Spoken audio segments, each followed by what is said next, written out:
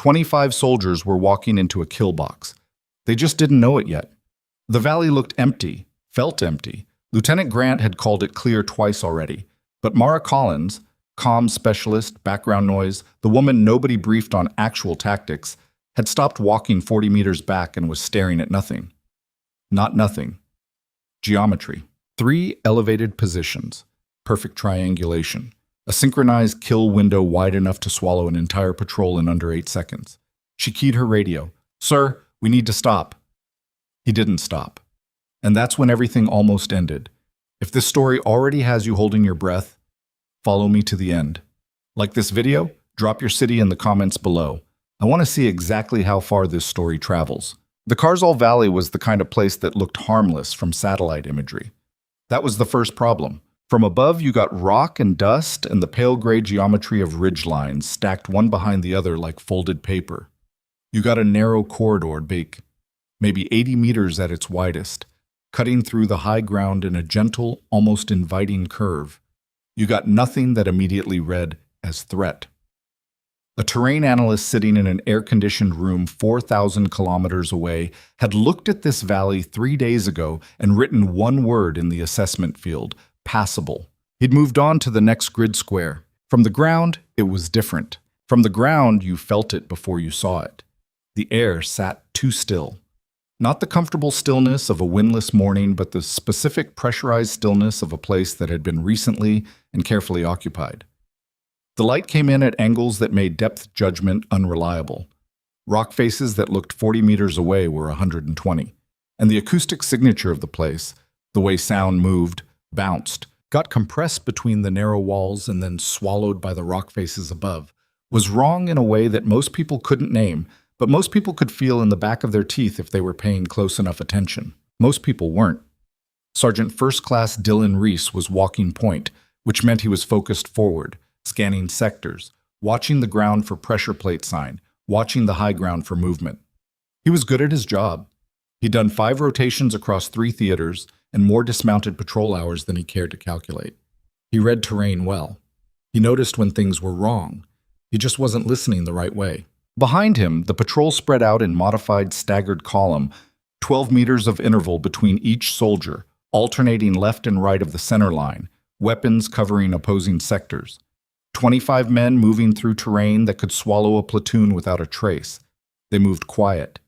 They moved professional.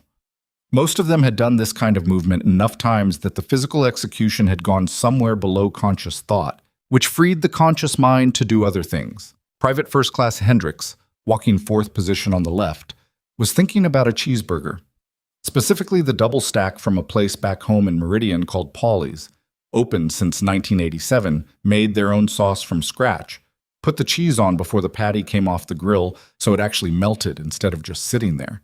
He was going to eat one of those approximately 18 minutes after he hit stateside. He wasn't negligent. His eyes were still scanning. His muzzle tracked with his eyes. His finger was straight along the trigger guard. He was covering his sector. But the portion of his brain not occupied with immediate threat assessment was parked completely in Paulie's, and he didn't see anything wrong with that because there was nothing to see. Corporal Avery Walsh, walking 6th position right side, was quietly, steadily furious about his radio. He'd filed a maintenance request on the battery housing 4 days ago. The housing had a hairline crack in the outer casing. He'd found it during pre-mission checks, measured it with his thumbnail, photographed it, and attached the photo to the request. Moisture was getting in during operations, causing the comm unit to drop signal for 2 to 3 second intervals before reconnecting. In a patrol environment, that was an annoyance. In a firefight, it was a problem that could get someone killed. The request had gone into the system and vanished. No response, no replacement, no explanation. So here he was on another patrol with the same cracked housing, checking his signal indicator every few minutes and hoping for the best. Specialist Taggart, walking 7th position left, had a muscle cramp developing in his left calf from a bad dismount off the vehicle 2 hours earlier. He was walking through it, managing it, keeping his movement clean enough that nobody could see it. He wasn't going to say anything about a cramp. You didn't say anything about a cramp. Lieutenant Aaron Grant was leading the element from 3rd position, which kept him close enough to the point to stay oriented on the terrain picture while maintaining enough separation to manage the whole column. He was a competent officer. His soldiers respected him, which in that environment meant something real. He planned thoroughly, he communicated clearly, and he made decisions without excessive deliberation. Those were genuinely good qualities. What he was focused on right now was time. They had a window to reach the far end of the valley and establish link-up with an ISR asset that was burning expensive fuel at altitude, and they were running 4 minutes behind the schedule he'd built. Not catastrophic, not even close to mission-threatening, but it created a pressure he was feeling. He wanted to recover the time in the next stretch. There was a flatter section ahead where they could increase pace slightly without compromising security posture. He was running the math. Time to link up, fuel on the ISR asset, flexibility in the window, acceptable compression of the patrol schedule. He was not thinking about sound. And then there was Mara Collins. She was walking 8th position on the left side, which put her roughly in the middle of the patrol. Not point, not rear element, not a command position. Her load was lighter than the riflemen around her. She carried the AN/PRC 152 multiband radio on her back, a smaller tactical unit clipped to her chest plate, and a standard issue sidearm she'd qualified with twice and fired in anger exactly 0 times. She also carried, in her left cargo pocket, a spiral-bound paper notebook that 3 separate commanders had told her was a liability, and that she had continued carrying anyway, because there were specific kinds of pattern recognition she did faster on paper than on any screen she'd ever been issued. On paper, the official kind, the personnel file kind, she relayed data. She managed signals during movement. She maintained encryption loads, processed frequency changes, ensured that higher had accurate situational awareness of the element's position and status, and ensured the element had current information from higher. She kept units connected. That was her job description, and she was genuinely good at it. What was not in her job description? What did not exist in any field manual or training program she had ever encountered because nobody had quite figured out how to name it, let alone codify it, was the thing she was doing right now. She was listening to the valley itself, not for specific sounds, not for voices or engine noise or the crack of a weapon. She was reading the acoustic environment the way a structural engineer reads a building, looking for load-bearing elements, looking for stress points, looking for the places where something was missing that should have been there. Mara had grown up in a small city in rural eastern Ohio. Her mother was an environmental researcher who spent her weekends doing acoustic surveys, mapping sound ecosystems in fields, creek corridors, wetland margins.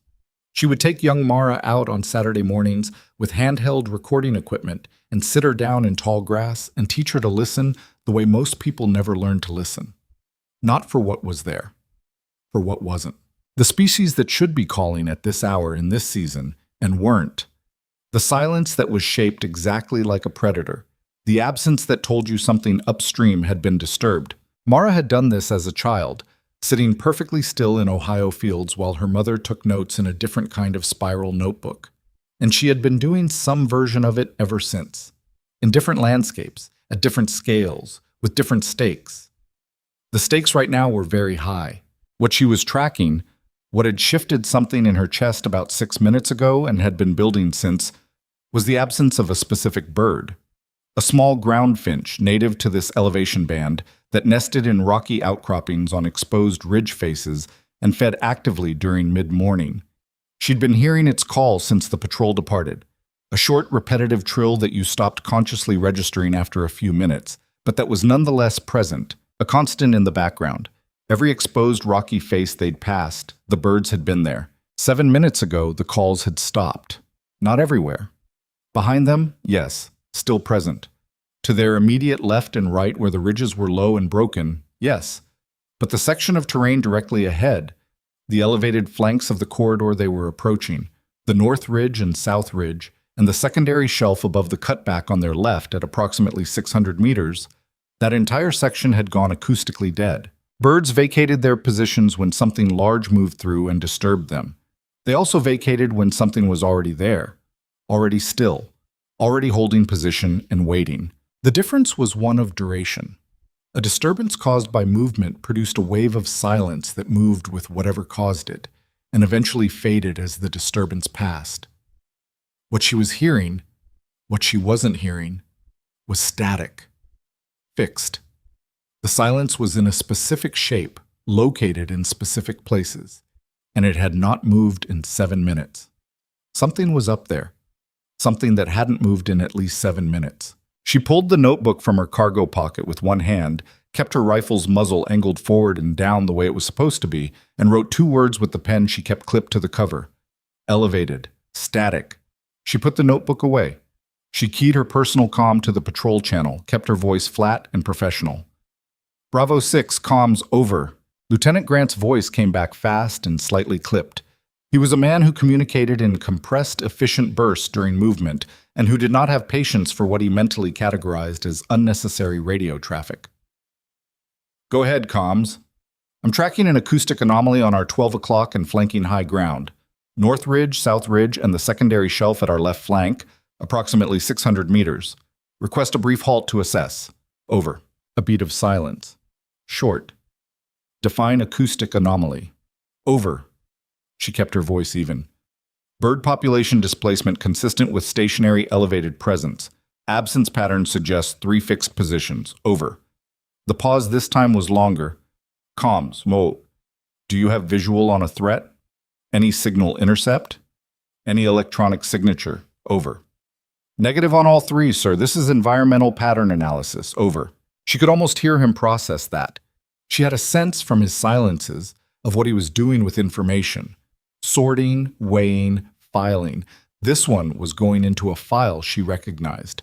The not actionable file. We're 4 minutes behind window. No visual, no intercept, no sig. We push through, maintain interval. Bravo 6 out. Mara stopped walking. Not as a protest. Not dramatically. She stopped the way you stop when you're in the middle of a calculation and you realize you're about to write down the wrong number. A pause that was more reflex than decision.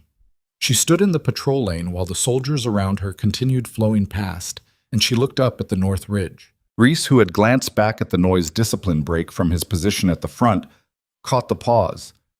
He didn't halt the column. Halting required an order, but he made eye contact with her across the distance, a question in it. She shook her head very slightly. Not a never mind. Not yet. She started walking again.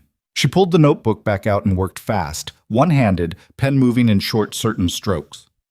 Not a written analysis. A sketch. 3 triangles on the page representing elevated positions, with arc lines drawn from each to show overlapping fields of fire. She labeled estimated distances from memory, working the geometry almost automatically, the way she worked any spatial problem. She identified the coverage overlap zone, the area that would be simultaneously inside all 3 arcs at the same time. The corridor ahead was that zone. Once the patrol entered the narrow section, another 40 meters forward from where they were now, maybe 35, they would be inside all 3 fire envelopes simultaneously. That was when you executed. You didn't fire early. You waited for complete coverage. You waited for your kill zone to be fully loaded. Then you synchronized and you fired. She looked at the sketch. She looked at how far they had left to walk. 35 meters. 30. She keyed the command net. Not the patrol channel this time. The command net directly, which went to Grant and to the patrol's senior NCO simultaneously. Bravo 6, comms, actual. I need 30 seconds. Over. His voice was tighter. Comms, we are in movement. This is not 30 seconds, sir. If I'm wrong, you lose 30 seconds and I eat the embarrassment. If I'm right, we don't get a second conversation. Over. A silence. The patrol kept moving, 28 meters. She tried a different angle. Sir, without instruments, tell me when you last heard a bird call. On this stretch. Anything. Over. Nothing. 25 meters. Walk it back, sir. Last 5 minutes. Anything. She waited, and then Grant's voice came back. Quieter, the efficiency gone out of it. Say again, your estimated threat positions, comms, over. She felt something release very slightly in her chest. She gave him everything. Fast, compact, organized. Azimuth bearings on all 3 estimated positions, distance assessments, relative angles to their current patrol axis, the coverage arc overlap geometry, and her specific rationale for the choke point identification. She did it in 40 seconds, which was 10 seconds over what she'd promised, and he didn't interrupt once. The patrol slowed. She heard it before she saw it. the subtle compression of interval as the front of the column unconsciously responded to the change in command energy. Then Grant's voice on the element net, quiet and controlled. "Reese, hold." The column stopped. Not parade ground clean.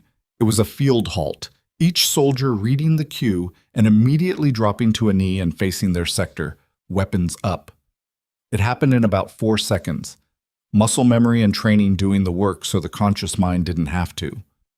Mara stayed standing. She was looking at the north ridge. Reese moved up beside her quickly, his movement low, staying below the sight line of the ridge where he could. He spoke at a level that didn't carry. "You sure about this?" 80% confident on elevated presence, she said.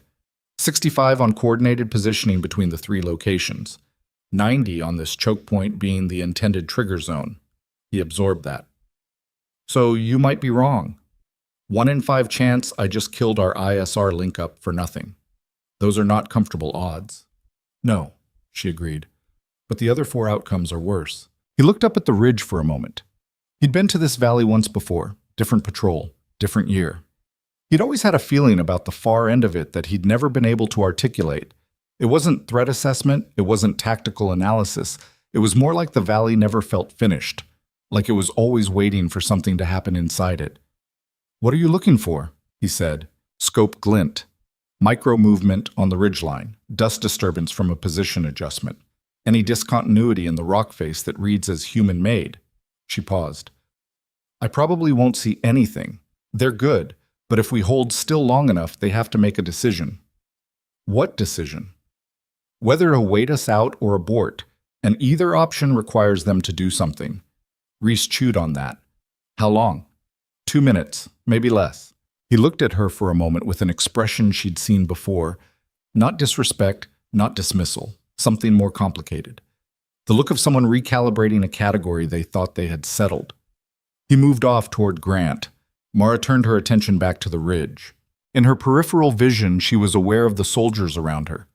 24 people holding position in the middle of a narrow valley, some of them understanding exactly why, some of them not, all of them feeling the shift in atmosphere that came with an unscheduled halt in terrain like this.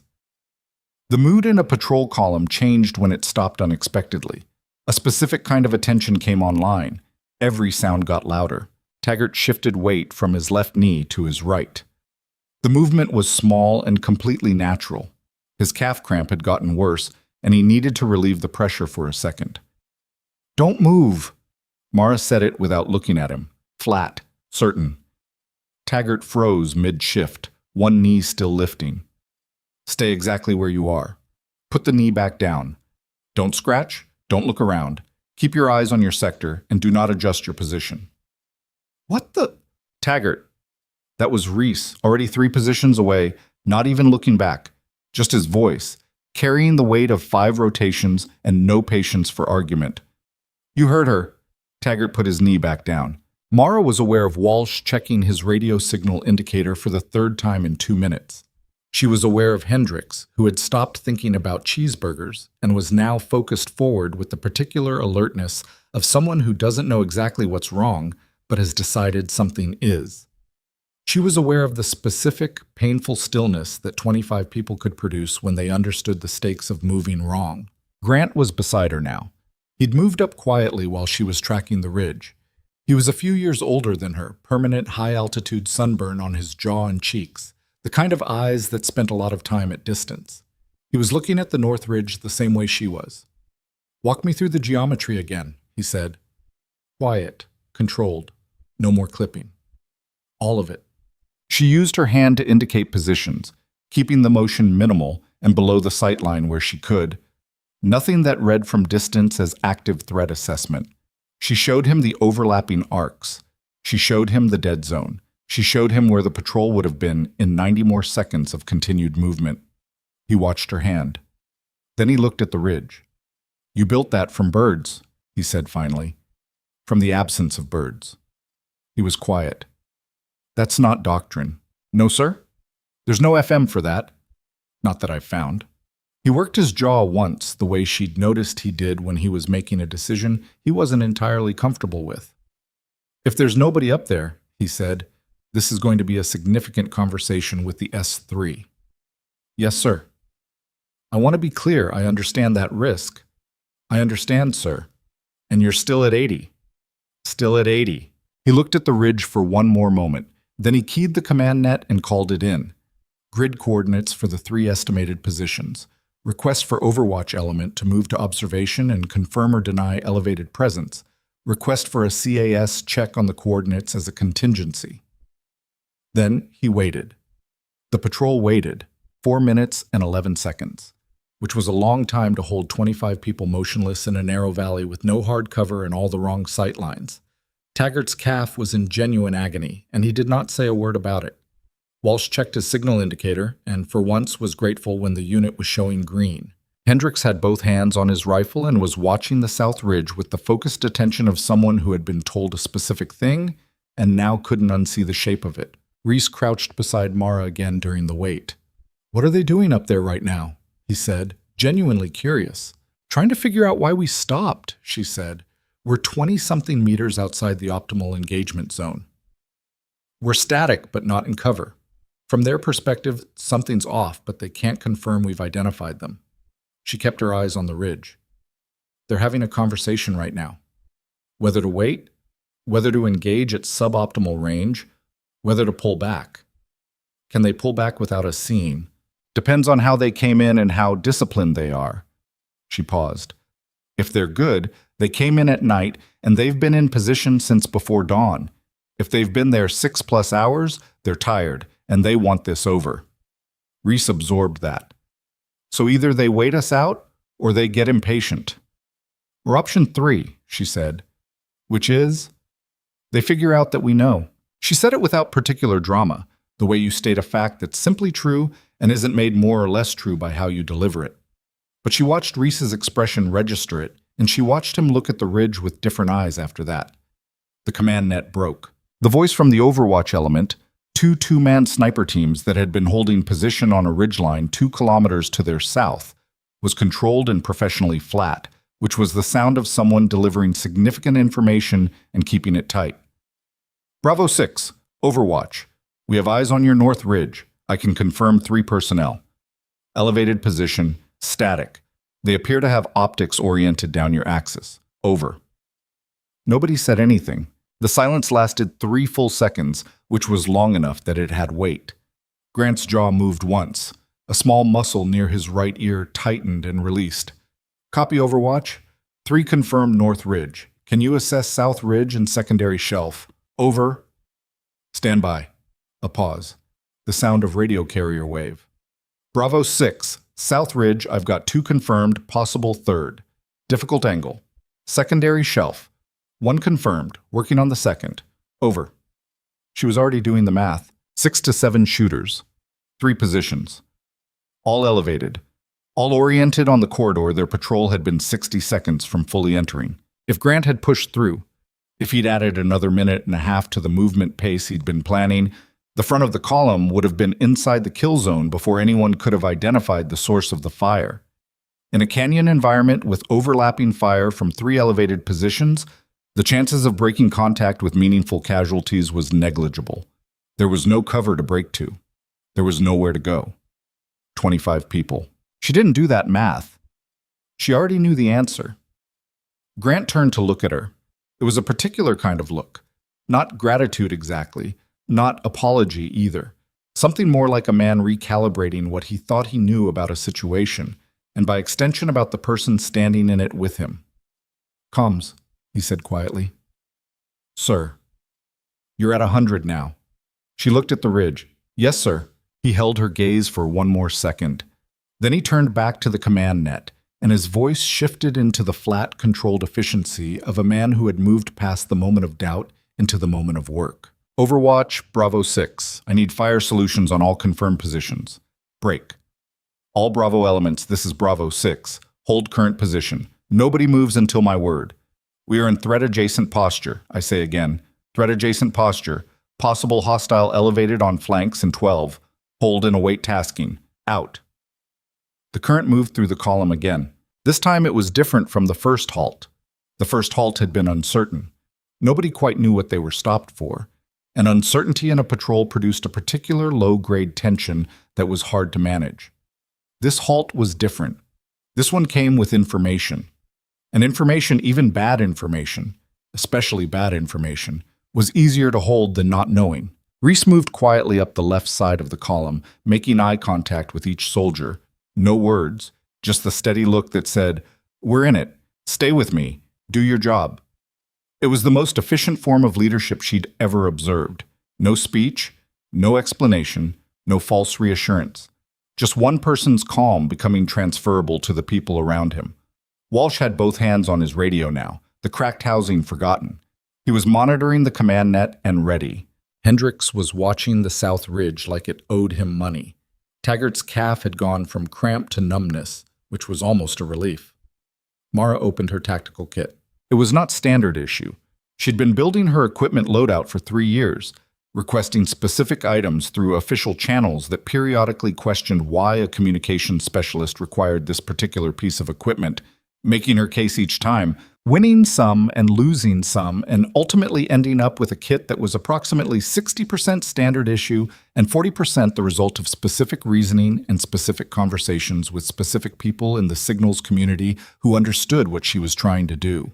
What she was looking at now was an electronic timing interference module, a component that could generate controlled signal environment disruption on specific frequency bands. It was not a weapon. It didn't kill anyone. What it did was create a communications environment on the target frequency that appeared for a brief and specific window to be a synchronization failure, a missed command trigger, a gap in coordination. Against a 3-position coordinated engagement, that gap meant everything. Reese appeared at her shoulder again. "LT wants to know what you're building." "Option," she said. "What kind?" "The kind that gives Overwatch 4 seconds of confusion to work inside of." She was setting parameters as she talked, fingers moving with the quick certainty of someone who had done this enough times in practice that the operational version didn't introduce significant lag. "If these positions are coordinating on comms, I can create a signal event that looks like a sync failure. They'll hesitate. Pause to reestablish coordination. 4 seconds, maybe a little more." Reese stared at what she was doing. 4 seconds is a lot, he said. "It's enough for what Overwatch needs." "How confident?" She thought about it genuinely. 75% it works as intended, 20% it creates partial disruption, which is still useful, 5% it does nothing. He looked at her. "You've done this before," he said. The same way he'd said it as a question the first time, except this time it wasn't a question. She didn't confirm or deny. She kept working. "Tell the LT what I have, let him decide." Reese was gone for 90 seconds. When Grant came back beside her, he'd already been briefed. 75%, he said. "Yes, sir. And Overwatch needs the window to execute against 3 confirmed and 2 to 3 probable." "Yes, sir. The more fire solutions they have pre-built, the better the window works. I'd want them ready on all confirmed positions simultaneously before I initiate." He looked at the ridge. "Overwatch is building solutions now." He checked his watch. A habit, an old one. 2 minutes. "The window on their end is also decreasing," she said. "They've had a static target for 9 minutes now. That's outside their original expectation. They're adapting." "You can tell that from here?" "I can hear the quality of the silence changing." He looked at her. She wasn't being dramatic. She was reporting a datum, the way you reported a grid coordinate or a fuel state. It was information. He either used it or he didn't. He used it. "I'll push Overwatch to expedite." He turned to go, then stopped. "Collins." "Sir. When this is over, I want a full debrief on your methodology. Everything, start to finish." "Yes, sir." "Not because I'm questioning it. I know, sir." He held her gaze for a moment. "Because I want to make sure every patrol leader in this area of operations understands how to use it." He paused. "We clear?" She nodded. He moved off. She went back to her parameters. Above the valley, in 3 separate positions carved into the rock and shadow of ridges that most of the soldiers below had never clearly seen, 6 or 7 people who had spent days planning this execution were now in the 9th minute of waiting for a patrol to complete a movement it had inexplicably stopped. They had prepared carefully. They had positioned well. They had waited patiently through the cold pre-dawn hours and the growing heat of morning. They had been 30 seconds from a textbook coordinated engagement. They did not know that the one thing they had not planned for was a woman in the middle of a patrol column who had been taught, as a child, to listen to the silence that birds left behind. Mara exhaled slowly. She checked her settings one final time. Her hands were steady, the way they always were when she was working, the world contracting around the task, everything irrelevant falling away, just the problem and the tools and the math. Grant's voice came across command net. All elements, Overwatch is ready. Comms, status. Ready on your call, sir. On my mark, you initiate. Overwatch executes the moment your signal goes active. All Bravo elements, stand by. Do not move until I give the word. This is Bravo 6, stand by. Mara's thumb settled over the transmit key. Above them, in the rock and shadow, 6 or 7 people were making their final calculations. 3. The valley was absolutely still. 2. She was aware of 24 people behind her holding their breath in the same moment without coordinating it. 1. And then, barely audible, barely there. The kind of sound that disappeared into background if you weren't calibrated specifically for it. A rifle bolt. Shifting. Not the sound of a weapon being raised or aimed, the sound of a position adjustment, of someone who had been holding still too long and had just moved 2 inches to the left to redistribute weight. The sound of someone who had made a decision. Mara's thumb moved. The signal went out. Not loud. Not dramatic. A controlled burst of electronic interference, precisely targeted, lasting exactly 4.2 seconds.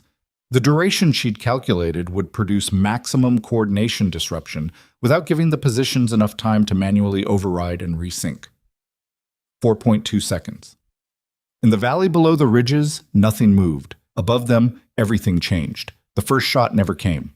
What came instead was the Overwatch element, working fast and clean from their southern elevation, engaging the confirmed North Ridge position before the shooters up there had finished processing the fact that their comm sync had dropped.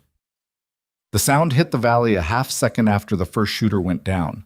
A flat, hard crack that bounced off the rock faces and came back changed, stripped of its origin and direction, just pressure and echo. Then the second position. Then a gap, 2 seconds, maybe 3, that felt much longer than it was. Mara had her eyes on the secondary shelf.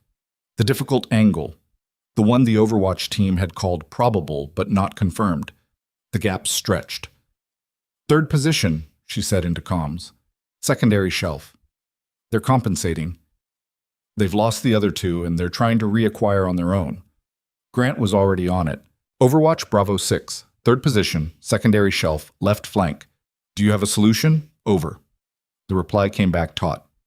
Bravo 6, Overwatch, negative on clean solution, angle is restricted, we can see partial position only. Over. Mara looked at the shelf. 600 meters. 40-degree elevation. Northwest face, which meant the Overwatch team to the south, had a right-angle problem. They could see part of the position, but not enough of it to guarantee the shot without significant risk of a miss and giving away their own location. The third shooter knew this. She could feel it in the way the silence on the shelf had changed. Less patient now, more pressurized. Whoever was up there had just watched 2 coordinated positions get neutralized in under 8 seconds and was now doing the math on their own situation. They weren't going to wait forever.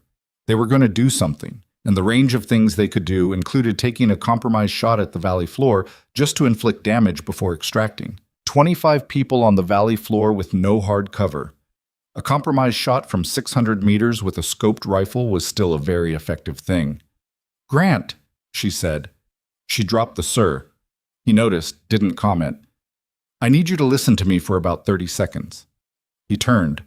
She told him what she needed. His expression went through several stages in about 5 seconds.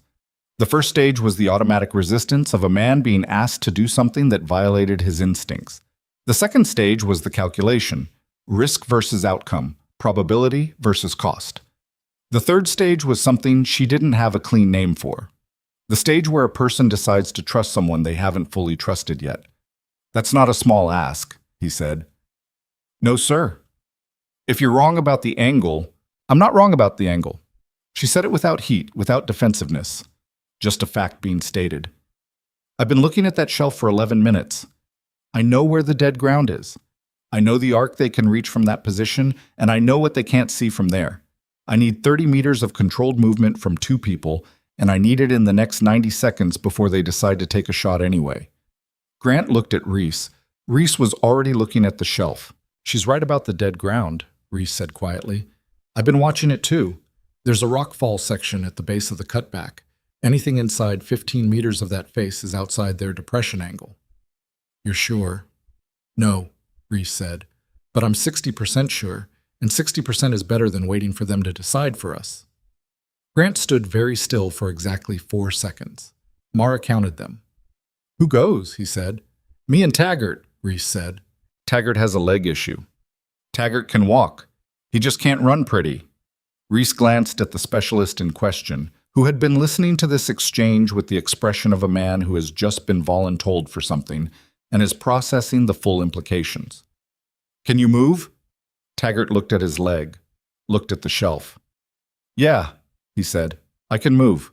Then we go on comms signal, Reese said.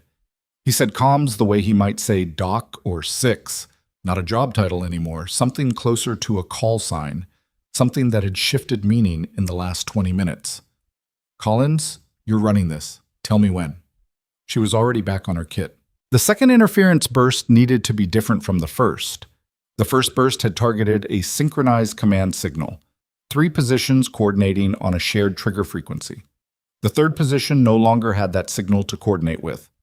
What it had now was a single shooter operating independently, likely on a backup frequency, likely already suspicious of electronic interference. She needed to create something that looked like his own equipment failing, not an attack, a malfunction. The kind of thing that made a person look down at their equipment for 3 to 5 seconds to assess the problem before realizing it was external. 3 to 5 seconds was enough for Reese and Taggart to cover the first 15 meters of open ground and get inside the depression angle of the shelf. She built the parameters. It was more delicate work than the first burst. The first burst had been a hammer, broad, timed to a specific coordination window, designed to create chaos across multiple positions simultaneously. This was a scalpel, frequency-specific, pattern-matched to what she'd been monitoring on the backup bands for the last 6 minutes, designed to look organic rather than targeted. Her hands moved fast, and she didn't second-guess herself while she was working, because second-guessing while working was how you introduced errors, and errors right now had a specific and unacceptable cost. 2 minutes, she said. Reese nodded. He and Taggart had already moved into position, crouched at the edge of the natural rock formation that provided their only lateral cover, gauging the ground between them and the base of the cutback. 30 meters. Mostly flat. 2 sections of exposed ground where they'd be fully visible from the shelf for approximately 4 seconds each. Those were the seconds she needed to own. She looked at Taggart. He was pale, not fear exactly, or not only fear. The leg was hurting and he was working around it, compensating in his stance. His weight shifted slightly right. He was doing the math on the run and not loving the numbers. Taggart. He looked at her. When you move smooth. Not fast. Smooth. She kept her voice very quiet, very level. Fast makes people look up. Smooth reads as non-threatening for about half a second longer than fast does. That half second is yours. He stared at her. Where'd you learn that? Somewhere else, she said. Stay low, stay smooth, and trust the dead ground. The angle doesn't reach you once you're inside 15 meters of the face. I've checked it 4 times. He held her gaze. What if you checked it wrong? She didn't look away. Then we'll know, she said. It wasn't the reassurance he was looking for, but he nodded anyway, the kind of nod that meant I've decided to go, so I'm going, and turned back to the open ground. She went back to her kit. 90 seconds of work, then she keyed the command net one more time. Bravo 6, comms, I'm ready. Moving in 15. Over. Copy comms. Overwatch is standing by on your mark to engage the moment they have a clear solution.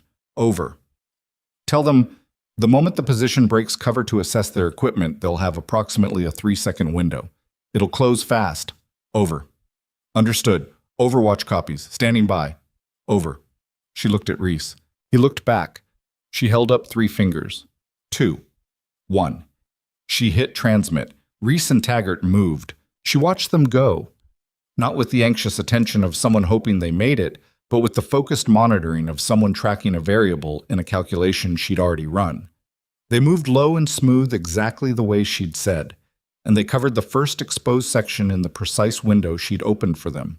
And they hit the intermediate cover and held for a beat, and then they moved again, and then they were inside the depression angle and gone from the shelf's sight line. Above them, on the secondary shelf, the third shooter looked down at his comm unit. The frequency had dropped. Not dramatically. A subtle desync event, the kind that happened with equipment that had been in the field for an extended period, the kind that required a physical check of the unit connection. He'd been using this equipment for 2 weeks. It had done this once before. He looked down. 3 seconds. The Overwatch team had a partial solution and they took it. The sound came differently this time. 2 cracks close together. The follow-up shot that confirmed the first, both of them bouncing off the rock in the same compressed, directionless echo. Then silence. Real silence this time. Not the shaped, occupied silence she'd been reading for the last 14 minutes. The simple absence of things happening. The valley settling back into itself. She stood and listened to it for a moment. She was aware that her heart rate was elevated. She was aware that her hands, which had been steady throughout, were now experiencing a slight tremor as the adrenaline that had been precisely controlled for the last 15 minutes started to process. She made a fist with her left hand, held it for 3 seconds, released it. The tremor was minor. It would pass. Reese's voice came over the element net. Bravo 6, Reese, third position is down. We're at the base of the shelf. Over. Grant's exhale was audible on the net. A short, controlled release of pressure. Copy, Reese. Good work. Hold position. Over. She heard the responses moving through the column. Not words, just the sound of 24 people breathing differently than they had been breathing 30 seconds ago. The quality of attention changing as the immediate threat resolved and the body started the slow, complicated process of standing down from combat readiness. It wasn't clean. It was never clean. She knew that from enough post-event experience to understand that the next 20 minutes would feel strange for everyone. A kind of gray static where the adrenaline was still present, but the task it had been assigned to was finished, and the system didn't quite know what to do with the surplus.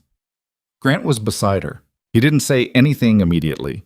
He was looking at the north ridge, then the south, then the shelf. Moving through the positions in the order they'd been resolved, doing his own accounting. 6 confirmed hostile personnel neutralized, he said finally. Not to her specifically, more like a man stating facts for himself, running the ledger. 3 positions. No friendly casualties. He stopped. Then he looked at her. She waited. Collins. Sir. I owe you an apology. She blinked. It wasn't what she'd expected. You don't owe me. I dismissed you on the first call, he said. Environmental pattern analysis. I put it in the not actionable file and I kept moving. You were right and I was wrong and I almost walked 25 people into a kill box because I was 4 minutes behind a link-up window. He said it flat, the way he said everything. No drama, no self-flagellation, just a man accounting for his actions with the same precision he'd apply to anything else. That's on me, not on you. She was quiet for a moment. You stopped when it mattered, sir. I stopped about 400 meters too late. But you stopped. He held her gaze. Don't be generous about it, he said. I don't need generous. I need you to understand that what you did today, the methodology, the analysis, the capability, that needs to be on record, formally, not buried in a patrol debrief that 3 people read. Sir, I'm a comms specialist. If I start showing up in reports as something else, you're whatever the mission needs you to be, he said. And today the mission needed someone who could hear what I couldn't. The paperwork is my problem. He paused. You get any pushback on the report, you come to me. She nodded. He moved off to begin organizing the patrol's next actions. Clearing the valley, securing the positions, coordinating with Overwatch on the casualty assessment, managing the inevitable cascade of follow-up requirements that came with a successful contact resolution. Mara stood in the middle of the valley floor and let the silence settle around her. She was not, at that moment, thinking about what had just happened. She was thinking about what came next, specifically about the ISR link-up that was now running significantly behind schedule, and whether the asset was still on station, and what the implications were for the larger operation that the patrol had been feeding into. That was the thing about tactical competence that most people didn't account for. The moment after the crisis resolved, the next crisis was already forming. The valley had just become safe. The mission had not. She keyed her radio and started working the link-up problem. It took her 6 minutes to re-establish contact with the ISR asset, confirm it was still on station with enough fuel for a reduced-duration tasking window, and coordinate with the controlling element on a modified link-up point that accounted for the patrol's current position and the time they'd lost. It was not glamorous work. It was the work she was officially there to do, and she did it with the same focused efficiency she brought to everything. And by the time she was done, the patrol was beginning to move again. Reese fell in beside her as they pushed toward the valley exit. He walked without speaking for a while. She didn't push it. Reese was a man who said things when he was ready to say them and not before, which she respected. Taggart asked me something, he said finally. What? He asked if you'd done that before. The interference thing. The positioning analysis. He paused. I told him I didn't know. That was the honest answer. He glanced at her. Is it also the complete answer? She kept her eyes forward. Reese? I'm not asking for a personnel file. I'm asking because I want to understand what I'm working with, what the unit is working with. He said it simply, without pressure. You did things today that I don't have a category for, and I've been doing this a long time. She was quiet. The patrol moved through the narrowing exit of the valley, the walls opening up as the terrain spread out ahead. The light was different out here. Broader, less compressed, the kind of light that made the last hour feel like it had happened in a different place entirely. I have some background in signals intelligence, she said carefully. The acoustic analysis, that's older, before the military. The methodology you described to the lieutenant, that's not standard SIGINT. No. Is it something you developed? She thought about how to answer that. It's something I adapted, she said. From a different context. Reese walked with that for a moment. The interference module in your kit, he said. That's not standard issue. No? Who authorized it? I did. She looked at him. I built the case, submitted the request through the proper channels, and got it approved by someone in the signals community who understood what I was arguing for. Who? Someone who's no longer in the signals community, she said. He retired 8 months ago. Reese absorbed that. So your authorization chain is a retired officer. My equipment is logged and authorized, she said. If someone wants to audit the chain, they're welcome to. It'll take them about 3 weeks, and they'll come back with a valid approval signature. But the person who signed off on the capability assessment is fishing somewhere in Montana, she said. Yes, he let that sit for a while. She was aware that she'd said more than she typically said, more than she'd intended to say, strictly speaking. Reese had a quality that made information move toward him rather than away. Not manipulation, nothing so deliberate. Just the specific gravity of a person who was genuinely paying attention, who was building an accurate picture of something and clearly intended to keep building it regardless. She found she didn't entirely mind. What she minded was the part that came next. The part where people who started paying attention to her capabilities eventually started asking questions she couldn't answer in a patrol debrief or a valley floor conversation. The part where the questions got specific enough that the answers required context she wasn't authorized to provide. That part was coming. She could feel it the way she felt the birds. Reese spoke again, quieter now. 3 things happened today that I want to think about, he said. First, you identified a coordinated ambush from acoustic environmental analysis before any technical system flagged it. Second, you developed and executed an electronic countermeasure on the fly that created the engagement window Overwatch needed.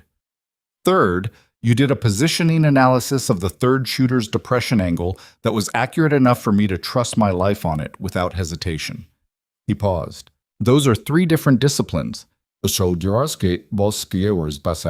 She said nothing. Most people are good at one thing, he said. Very good people are good at 2. 3 starts to look like something specific. People contain multitudes, Reese. Collins. She glanced at him. I'm not asking you to tell me what you are, he said. I'm asking you to understand that what you are is going to matter. Not just today. And the people around you should probably be ready for that. She held his gaze for a moment. That's a lot of weight to put on bird sounds, she said. He almost smiled. She caught the edge of it before it resolved into his standard expression. "It wasn't the birds," he said. "It was everything after the birds." She looked forward again. The valley was behind them. The link-up point was ahead. Modified, delayed, but still achievable. The ISR asset was burning the last of its fuel window waiting for them. Ahead of that was the larger operation, and ahead of that was whatever came next. She thought about the sketch in her notebook. The 3 triangles. The arc lines. The dead zone she'd drawn and then walked 25 people out of. She thought about the rifle bolt she'd heard, barely audible, barely there, and the way her thumb had moved. She thought about the fact that she'd gotten 4.2 seconds exactly right. Not because she'd been lucky, not because the interference happened to work, because she'd done the calculation, built the parameters, and executed on them with sufficient precision that the outcome had landed within the margin she'd intended. She was not a person who pretended that was normal. She was also not a person who spent a lot of time thinking about what to do with the fact that it wasn't. The mission had requirements, and she met them. That was the frame she worked inside. Everything outside the frame was a conversation for a different time. The patrol reached the modified link-up point at 11:47. The ISR asset had 7 minutes of fuel window remaining. 7 minutes was enough. She managed the link-up with the economy of someone who had done it 100 times. Precise, no wasted transmission, everything the controlling element needed delivered in the order they needed it. She confirmed patrol status, casualty report, 0 friendly, contact report summary, and grid coordinates for the 3 neutralized positions so the follow-on assessment team would know where to go. The asset acknowledged and departed. She lowered her radio. Soldiers around her were doing what soldiers did in the immediate aftermath of a successful contact. The quiet loosening of tension that looked from the outside like nothing was happening but was actually something very specific. People checking their equipment with hands that moved slightly differently than they had an hour ago. People making eye contact with each other and then looking away. People taking water from their carriers and drinking it slowly. Hendricks was standing about 4 meters to her left, facing south, and he was very clearly not thinking about cheeseburgers anymore. Walsh was checking his radio housing again. The crack was still there. He pressed his thumbnail into it and stared at it for a moment, then let it go. Taggart was sitting on a low rock, right leg extended, working at the muscle in his calf with both thumbs. His face was doing the thing faces did when something hurt, and you were pretending it didn't.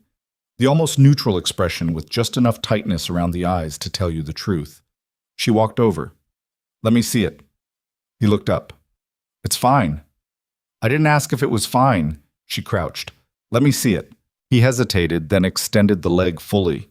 She pressed 2 fingers along the muscle from the ankle up, watching his face, not the leg. His expression shifted at a point about mid-calf. Not dramatically, just a fraction of tightening that told her where it was. "Compartment cramping," she said. "You need to walk it, not rest it. Gentle pace, flat ground. Give it 20 minutes. He stared at her. "You a medic too?" "No." "Then how?" "I've had it," she said. "Same leg, actually." She stood. "Walk it." He stood slowly, testing the leg. "Collins." She was already turning away. "For what it's worth," he said, "I'm glad you stopped walking when you did, back in the valley." She looked back at him. "I'm glad you stayed still when I told you to." "Wasn't exactly voluntary." "No," she said, "but you did it." He nodded once, the kind of nod that was more than a nod, and started walking. She watched him go for a moment. Then she turned and looked back toward the valley. From here, the entrance looked different. Just a gap in the terrain, unremarkable, the kind of feature you'd mark on a map and then forget. Nothing about it announced what it had been, or what had almost happened inside it, or what the inside of that silence had felt like when she'd been standing in it with 25 people and doing arithmetic. It looked like a valley. It looked like nothing. She understood, not for the first time, that this was how most things looked after the fact. The ordinary surface that covered over the specific, critical moment. The silence that came back and sounded exactly like the silence before. She turned away from it. Grant was 20 meters ahead, already on comms with the operations center, beginning the formal contact report that would move up the chain and eventually become paperwork and eventually become data and eventually become, at some level of abstraction, a line in someone's threat assessment. She wondered what the line would say. She wondered if the person who read it would understand what the line meant, or whether it would be another data point filed under something that didn't quite fit the category it was filed in. Probably the latter. She'd spent enough time in these systems to know how they processed anomalies. They didn't, mostly. They rounded them to the nearest existing category and moved on. Her radio crackled. Operations Center, relaying a secondary tasking, a follow-on patrol requirement, different grid, different objective, different valley. Tomorrow morning, pre-dawn, same element. She listened to the transmission. She acknowledged. She clipped the radio back to her chest plate and began calculating the logistics of a pre-dawn departure, timeline, equipment checks, frequency loads, everything that needed to happen between now and first light. She was 3 steps into the calculation when Reese appeared at her shoulder again. "Tomorrow's tasking," he said. He'd heard the transmission. "Yes. Different valley." "Different valley." She paused. "Same type of terrain, narrow corridor, elevated flanks." He was quiet for a moment. "I'm going to recommend to the LT that you walk point," he said. She looked at him. "I'm a comms specialist. You're whatever the mission needs you to be," he said. He was repeating Grant's words, but without irony. His words. "I agree with them." She was quiet. The sun was moving past midday and the shadows of the rocks were starting to shift direction, that slow pivot that marked the afternoon coming on. Somewhere behind them, in the valley they'd left, 3 positions were going cold. "Reese," she said. "Collins, if I walk point tomorrow." She stopped, started again. The analysis works best from a middle position. Acoustic dispersion pattern requires bilateral reference points. If I'm at the front of the column, then you position where you need to be, he said simply. And you tell me why, and I'll make it happen. She looked at him. There was something in his expression that she recognized from a very specific and limited set of interactions in her life. The expression of a person who had looked at a situation clearly and without the distortions that came from ego or prior assumption, and had arrived at an accurate assessment and was operating from that assessment without requiring anything further. It was not a common expression. She held his gaze. "Okay," she said. He nodded once. Neither of them said anything else for a while. She went back to the logistics calculation. Pre-dawn timeline, equipment, frequency loads. The ordinary machinery of preparation for whatever came next. But she was also, in the part of her that was always listening, already reading the shape of tomorrow. And somewhere in the distance, at a frequency nobody else in the column was monitoring, something that sounded like the absence of birds. The pre-dawn departure time was 0430. Mara was ready at 0347. She sat on an overturned supply crate outside the staging area and worked through her equipment checks in the dark, using muscle memory rather than a flashlight. Radio units, encryption loads, battery states, the interference module seated correctly in its housing. She did it twice, not because she'd missed anything the first time, but because doing it twice was the standard she'd set for herself a long time ago, and she hadn't found a good reason to change it. The base was quiet at this hour. Not silent. There was always some level of activity, the low hum of generators, the distant movement of vehicles on the perimeter road, the occasional exchange between gate sentries. But the quality of the noise was different before dawn. Thinner, less populated, the kind of quiet that made small sounds carry farther than they should. She could hear from somewhere inside the operations building 40 meters away the particular rhythm of a conversation that wasn't going well. She couldn't make out words. She didn't need to. The cadence was enough. 2 voices, one of them Grant's, the other belonging to someone she didn't recognize. And the exchange had the compressed, pressurized pattern of a disagreement being conducted at a controlled volume because both parties understood that the volume mattered. She went back to her equipment checks. Reese appeared at 0401, coffee in one hand, the other adjusting a strap on his kit. He sat down on a second crate without asking if the space was taken. "You hear that?" he said, tilting his head slightly toward the operations building. "Some of it." "Major Ferris arrived at midnight," Reese said. "Oversight from Brigade. He read the contact report from yesterday." She waited. "He has opinions." "About the contact resolution?" "About you." Reese drank his coffee. "About a comms specialist being documented in a tactical engagement report in the capacity you were documented in." She set down the radio unit she'd been checking. What kind of opinions? The kind that use words like outside lane and unauthorized capability employment. Reese said it without particular inflection, the way you said things that were frustrating but not surprising. He's also questioning the equipment authorization, the interference module. The authorization is documented. He knows. He doesn't like the authorization chain. Reese paused. He's from a different generation of officers, the kind that has a specific mental map of what each MOS does and does not do, and when reality doesn't match the map, his instinct is to correct reality rather than update the map. She absorbed that.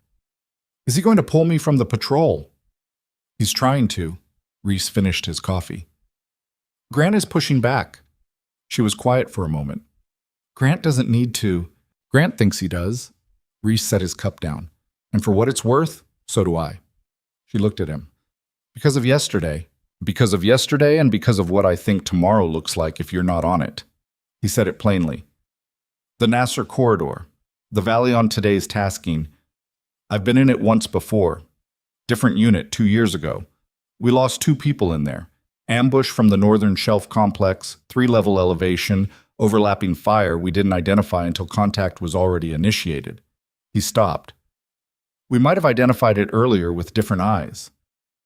She understood what he was saying. She also understood that he was doing something specific by saying it, building a case in her presence for why she needed to be on this patrol, so that when the conversation in the operations building reached its conclusion, she would be ready to make that case herself if it came to it. You think Ferris is going to want to talk to me, she said. I think Ferris is going to want to put you in a box, Reese said, and I think you should be ready to not fit in it. She looked at the operations building.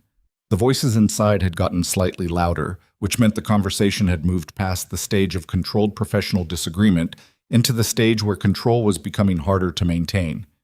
She picked up the radio unit and finished the check. At 4:18, the operations building door opened and Grant came out. He walked toward her at a pace that was not quite his normal pace. Slightly shorter stride, jaw set in the particular way she'd learned meant he was managing something he hadn't finished managing yet. 2 steps behind him came Major Ferris. She'd heard his name in passing but hadn't seen him before. He was older than Grant by probably a decade, thick in the shoulders, the kind of build that came from early career physical standards held in place by discipline through the later years. His face had the expression of a man who had made a decision and was in the process of communicating it. He stopped when he reached her. She stood, not because protocol required it. It was pre-dawn staging, nobody was standing on ceremony, but because standing was simply the correct physical response to what was clearly about to be a direct conversation. He looked at her for a moment. Then he looked at her kit. You're Collins, he said. Yes, sir. Comms specialist. Yes, sir. I've read the contact report from yesterday's patrol. He said it the way someone said a thing they want you to know they've read carefully. You're written up in a tactical engagement capacity, equipment employment, positioning analysis, comms disruption on hostile frequencies. Yes, sir. That's not a comms specialist function. She held his gaze. The patrol required it, sir. The patrol required comms support, he said, which is your function. The engagement methodology you employed is outside your MOS, outside your documented training, and outside your authorization, with the exception of one equipment item signed off by an officer who is no longer in the chain. The authorization is valid, sir. The authorization is technically valid, he said. I didn't say it wasn't. I said it was signed off by someone who is no longer positioned to account for how it's being used. He paused. There's a difference. She said nothing. I'm removing you from today's tasking, he said. You'll remain at the FOB and assist the operations center with comms management during the patrol window. That is a comms specialist function. That is your lane. The silence after that was specific. Grant was standing 3 feet to Ferris's left. His face was arranged in the neutral expression of a man who had already made his arguments and lost them and was now in the position of watching the consequences play out. Reese was behind her and to the right. She didn't turn to look at him. She looked at Ferris. Sir, she said, may I speak? You may. The Nasir corridor has a 3-level shelf complex on the northern face. The primary elevation creates a 17-degree depression angle that covers the first 60 meters of the entry section.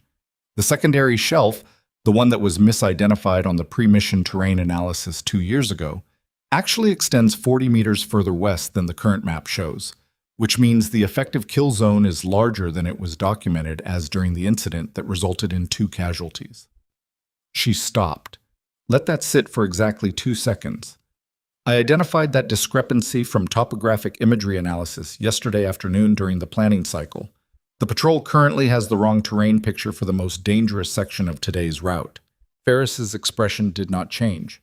Then you'll brief that terrain analysis to the patrol leader before departure, he said, and then you'll remain here. She'd expected that answer. Sir, she said, acoustic environmental analysis can't be briefed in advance. It's real-time assessment. It requires a trained observer in the patrol element to be actionable. She paused. If the terrain picture is wrong and there are elevated threats in the shelf complex, the patrol won't know until the contact initiates. And in that corridor, by the time contact initiates, I understand the tactical picture, Collins. I'm not suggesting you don't, sir. She kept her voice level. I'm telling you what I can do that nobody else in that element can do. That's not a capability claim. It's an asset statement, and I'm asking you to consider it. Ferris looked at her for a long moment. She had the sense of being assessed, not disrespectfully, not dismissively. He was doing genuine calculation. She could see it. He was a man who had learned to make decisions from a specific framework and who was encountering something that didn't fit the framework cleanly, and he was doing the work of figuring out what to do with the misfit. She also had the sense that the calculation was going to come out the same way. Your terrain analysis will be briefed, he said. The patrol will adjust their entry geometry based on your assessment. You will remain here. He looked at Grant. Any questions about today's tasking? Grant said, No, sir, in a voice that contained everything that couldn't be said. Ferris walked back toward the operations building. The 3 of them stood in the pre-dawn quiet. Reese made a sound that was not quite a word. Don't, Grant said. I wasn't going to say anything. You were going to say several things. Reese closed his mouth. Mara looked at her kit. She felt something she didn't have a precise name for. Not quite anger, not quite frustration. Something more structural. The specific sensation of watching a system do exactly what systems did, which was process inputs through existing categories and produce outputs that fit those categories, regardless of what the inputs were actually telling it. She'd felt it before. She picked up her radio unit and began setting up the terrain brief. The debrief took 22 minutes. She walked Grant and Reese through the topographic discrepancy, the extended shelf geometry, the corrected kill zone dimensions, and the 3 acoustic reference points in the corridor where she'd want an observer to pause and listen if she were in the element. She gave them everything she could give them, short of being there herself. Grant recorded it. All of it. When she was finished, Reese looked at her for a moment. Is there anything you can tell us, he said, that's going to be the difference between what you just gave us and having you in that element? She was honest. Yes, she said. But I can't tell you what it is because it won't exist until we're in the terrain. That's the whole point. He held her gaze. Okay, he said. They moved out at 0431, 1 minute behind schedule. She stood at the staging area and watched the patrol disappear into the dark. Then she went to the operations center. The operations center at this FOB was a converted structure, originally a supply storage building, retrofitted with communications equipment and situational awareness displays. It smelled like electronics and old coffee, and the specific human residue of people who spent long hours in small spaces. 3 personnel were on shift, a staff sergeant named Okafor who ran the duty desk, a specialist whose name she didn't know yet, who managed the display boards, and a signals tech named Pratt, who was technically her peer but who had been here longer and had established comfortable ownership of the main communications rack. Pratt looked at her when she came in. Heard you got pulled, he said. Not unkindly, just directly. Yes? Ferris? Yes. He nodded, the nod of someone who had encountered Ferris's framework before and was familiar with its outputs. Coffee's over there, he said. PatrolNet is on channel 4. I'll give you the secondary display if you want to monitor. Thank you. She took the secondary display and settled in.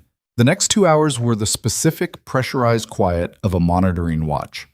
The patrol was in movement, which meant periodic position reports and radio checks, but no significant traffic. The display showed their movement track as a series of updated position markers, slow progress through the approach terrain, then the entry point of the Nasir corridor. She watched the markers stop at the entry point. She checked the time. Grant was applying the modified entry geometry she'd briefed, the approach angle she'd recommended, the pause point she'd identified for the first acoustic check, the adjusted interval spacing for the narrow section. Good. The markers began moving again. She was watching the track and running the corridor geometry in her head, overlaying what she remembered of the imagery analysis on the real-time position data, thinking about where they were relative to the corrected shelf extent, thinking about the acoustic reference points she'd marked, and whether Grant had been able to position an observer at each one. She was doing this when the radio crackled, not the patrol channel, the emergency net.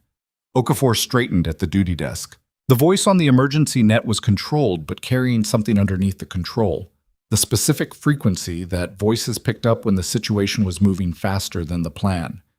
Ops, Bravo 6, we have a situation. Over. Okafor keyed the response. Bravo 6, Ops, send it. Over. We have a downed element. Second patrol. Kilo 4, operating parallel axis north of our position. They've taken casualties. We can hear the contact on our frequency, but we cannot reach them. Their primary comms are down. We're closest element, but we need clearance to deviate from tasking. Over. She was already standing. Okafor looked at her. Reflex more than decision. The look of someone who wants a second opinion from whoever is in the room. Get Ferris, she said. Okafor keyed the command channel for Ferris. Then he turned back to the patrol net. Bravo 6, Ops. Can you give us a grid on Kilo 4's last known? Over. Grant read the grid. She looked at the display. She looked at it for exactly 3 seconds. That's wrong, she said. Okafor looked at her. The grid he gave us. That's not where Kilo 4 is. She was already moving to the display, pulling up the secondary terrain overlay. Kilo 4's tasked route puts them approximately 600 meters north of that grid. If they've taken contact and their primary comms are down, the grid Grant has is either their last reported position before the contact or… She stopped. Or what? Okafor said. Or someone gave Grant a bad grid deliberately. She pulled the overlay and put Kilo 4's planned route against the position Grant had reported. The gap was significant. If Grant moves to that position to render assistance, and Kilo 4 is actually 600 meters north of it, she looked at the corridor geometry. He walks his element into the same type of terrain the bad grid would put him in. Elevated flanks, restricted movement corridor, no exit geometry. The room was very quiet. Pratt was on his feet. You're saying it's a diversion, he said. I'm saying the math is wrong, and the math being wrong in this specific direction is not a small coincidence. She pulled the patrol channel. I need to reach Grant before he moves to that grid. Okafor was already on it. Bravo 6, Ops. Hold on grid deviation. I say again, hold on grid deviation. Stand by for correction. Over. The response was immediate. Ops, Bravo 6, copy, hold. We can hear the contact. It sounds close. What's the correction? Over. She was building it in real time. Kilo 4's planned route, their last scheduled check-in position, the most likely point of contact given their movement timeline, the terrain between that point and Grant's current position. She did it in 90 seconds. Bravo 6, Ops, corrected grid follows. She read it. I say again. She read it again. This puts Kilo 4 approximately 600 meters north of the grid you have. Your current grid puts you in a restricted corridor with adverse terrain on the approach. Recommend you hold position and assess before movement. Over. A silence. Ops. Who is this? Over. This is Collins, sir. Comms. Over. Another silence. Collins. Something in his voice. Not disbelief, not quite. More like a man encountering information he was rapidly trying to integrate. Your confidence on the corrected grid? Over. Hi, sir. It's based on Kilo 4's planned route and movement timeline. Their comms went down after their last check-in, which puts them at a specific point on their route.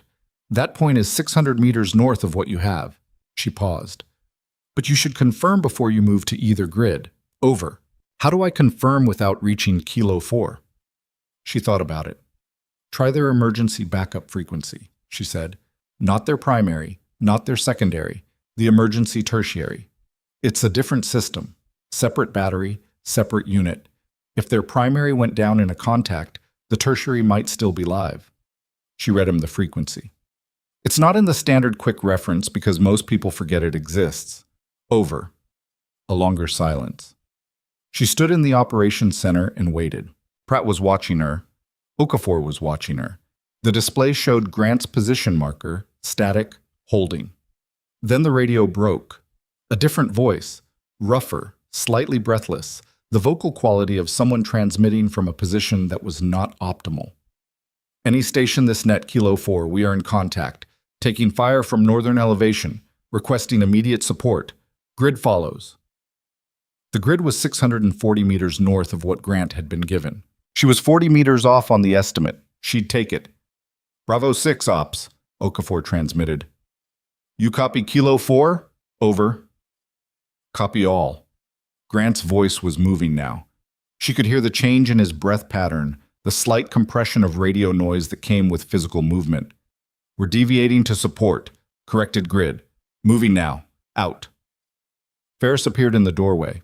He'd clearly been somewhere in the process of coming when the situation had developed, because he had his kit partially on and his expression was 3 steps behind the current state of events.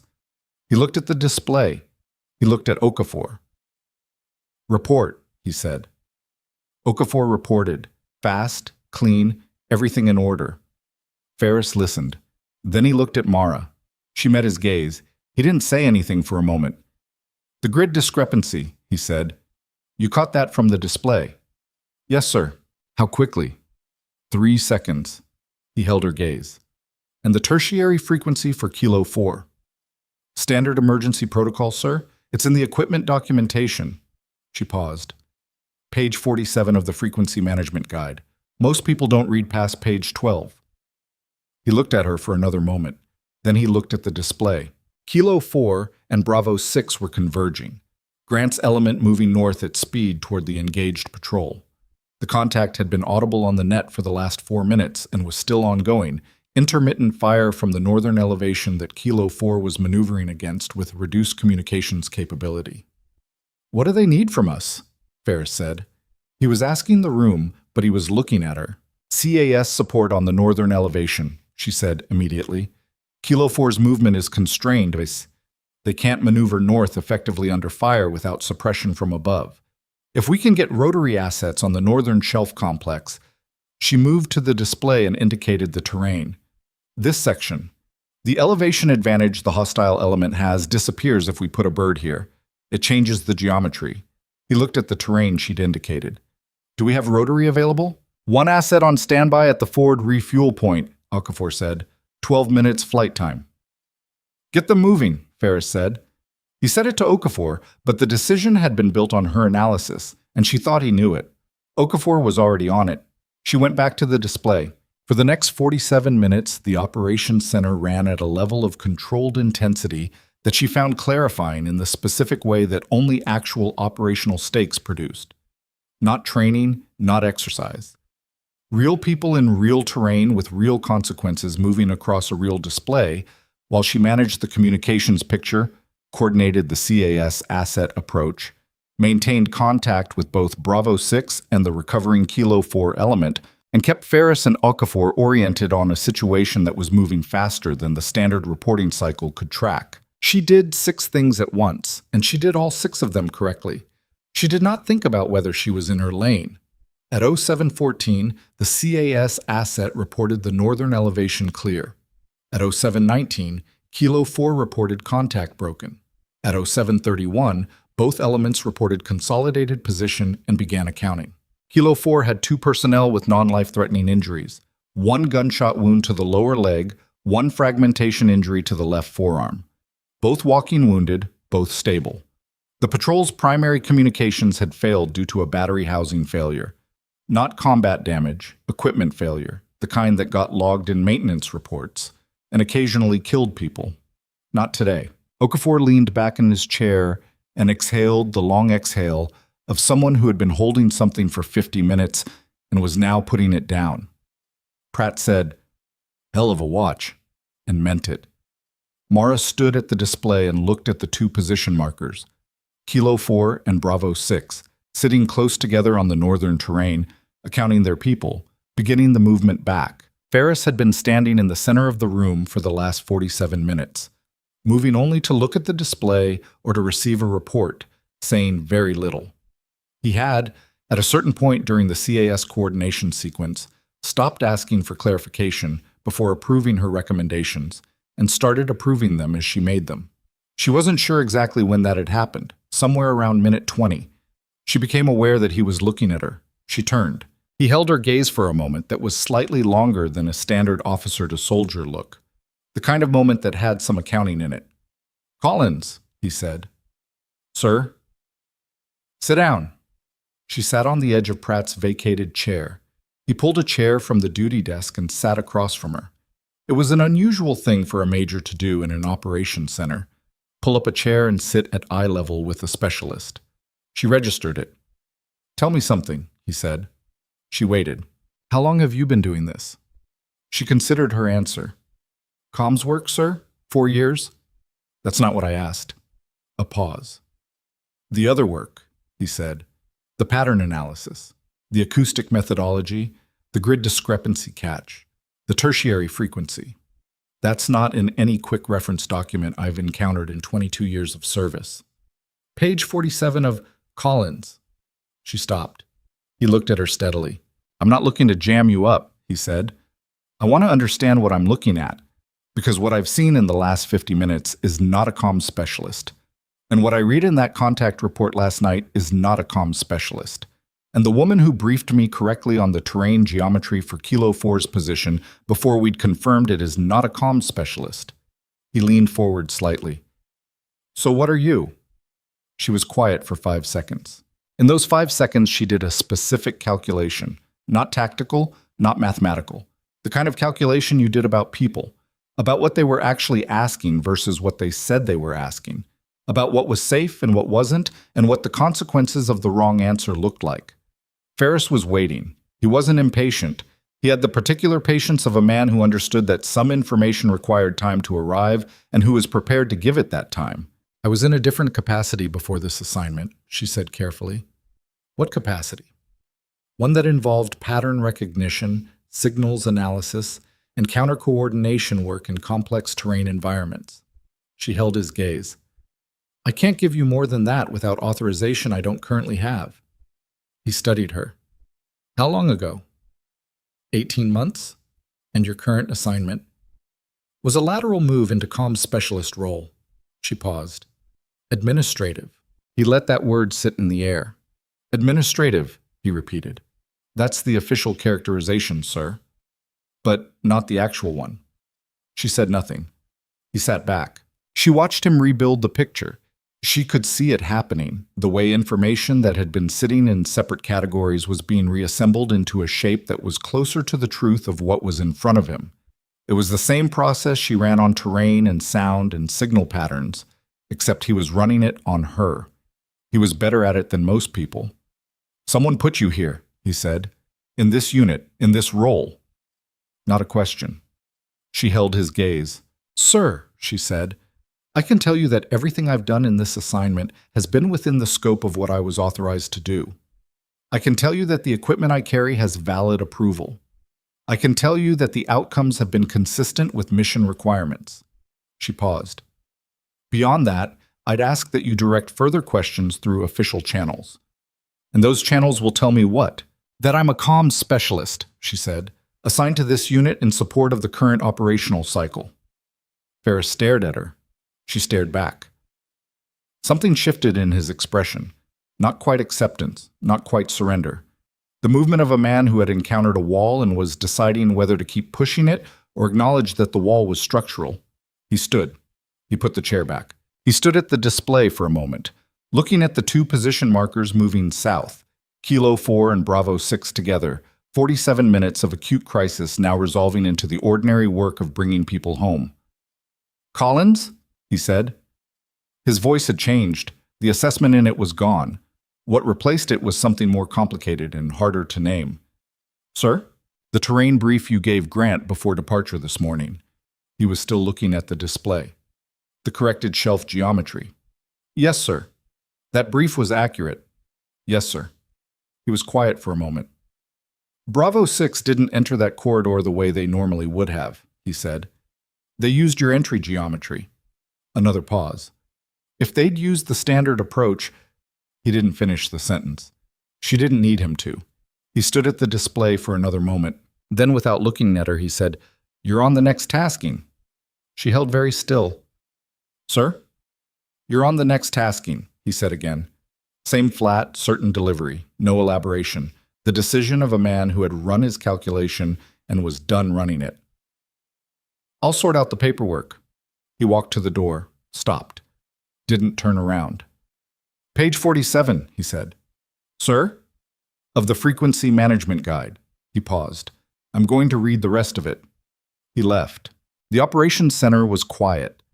Okafor was looking at his display with the expression of a man who had decided to be very interested in his display. Pratt was making more coffee. Mara sat for a moment. Then she stood and went back to her position at the secondary display and watched the two patrol markers move steadily south through the terrain she'd never walked, covering ground she'd mapped from imagery and reasoning and the specific, reliable logic of spaces she'd learned to read long before she'd had a military reason to read them. The markers moved. She watched them. Outside, the sun was up fully now, flooding the FOB with the flat, direct light of mid-morning. Somewhere on the approach road, the first vehicles of the day were beginning to move. The generators kept running. The coffee Pratt was making would be bad, but she was going to drink it anyway. She thought about Grant's element, about Reese walking Taggart through entry geometry she'd briefed from a room 40 minutes away, about Kilo 4's 2 walking wounded and the battery housing that had failed at exactly the wrong time, and the way 47 minutes of compressed crisis had turned on a 3-second look at a display and a number on page 47 that most people hadn't read. She thought about Ferris saying, You're on the next tasking with his back to her, and walking out. She thought about the word administrative. The coffee maker beeped. Pratt poured 2 cups without asking and set one in front of her. She picked it up. It was bad, the way FOB coffee was always bad. Over-extracted, slightly burnt, made in equipment that hadn't been cleaned with adequate frequency. She drank it anyway. And in the silence of the operations center, with 2 patrol markers moving steadily south on the display in front of her and Ferris somewhere in the building, doing whatever a major did after acknowledging he'd been wrong about something significant, Mara Collins sat very still and listened to the shape of what had just happened. Not quite pride, not quite relief. Something quieter than both. The knowledge, familiar by now but never quite ordinary, that the thing she was had just mattered in the specific way that things mattering actually felt like. She set down the coffee. She pulled out the notebook. She opened it to a fresh page and wrote 1 line, the kind of note she made to herself after events that needed processing. Not analysis, not documentation, just the record of a fact that she wanted to have written down somewhere. The grid was wrong, and I caught it in 3 seconds. She capped the pen. She closed the notebook. She looked at the display. The markers kept moving south. Bravo 6 and Kilo 4 came back through the gate at 1043. Mara was at the secondary display when the vehicle engines registered on the perimeter sensor feed, and she tracked them in from the outer checkpoint through the main gate approach without getting up from her chair. She'd been in the operations center for 6 hours. The bad coffee had been replaced with worse coffee at some point around hour 4, and she'd drunk that too. Okafor logged the return times. Pratt updated the board. The watch continued its ordinary machinery. She heard the vehicles stop outside. She heard doors. She heard Reese's voice somewhere in the distance, managing the dismount sequence the way he always managed it. No wasted words, everything functional. She did not go outside. 10 minutes later, Grant came through the operations center door. He was still in full kit, helmet under his arm, the specific look of a man who had been in operational tempo for 6 hours and was running on the narrowing reserve that came after adrenaline finished processing. He saw her at the display. He stopped. "You're here," he said. "Ferris pulled me from the patrol. I know. I read the revised tasking before we moved out." He set his helmet on the edge of Okafor's desk without asking. "But you're still here." Something came up. He looked at the display. He looked at the position markers. Both elements back inside the wire. Both updated to secure status. Kilo 4, he said. Yes, sir. Walk me through it. She walked him through it. All of it. The grid discrepancy, the 3-second catch, the tertiary frequency, the CAS coordination, the 47 minutes. She did it in the same compressed, organized way she did everything. No editorializing. Just the sequence and the decisions and the outcomes. He listened without interrupting. When she finished, he was quiet for a moment. The grid they gave us was wrong, he said. Not a question. Processing. By approximately 600 meters in a direction that would have put your element into restricted terrain with adverse approach geometry. You think that was deliberate? I think the probability of that specific error occurring by accident is low enough that I wouldn't bet against deliberate. He worked his jaw. Who had access to that grid? That's a question for someone with more investigative authority than I have, sir. He looked at her. But you have a thought. She held his gaze. I have several thoughts, she said. I'm keeping them in the notebook until someone with the right authority asks for them. He stared at her for a moment.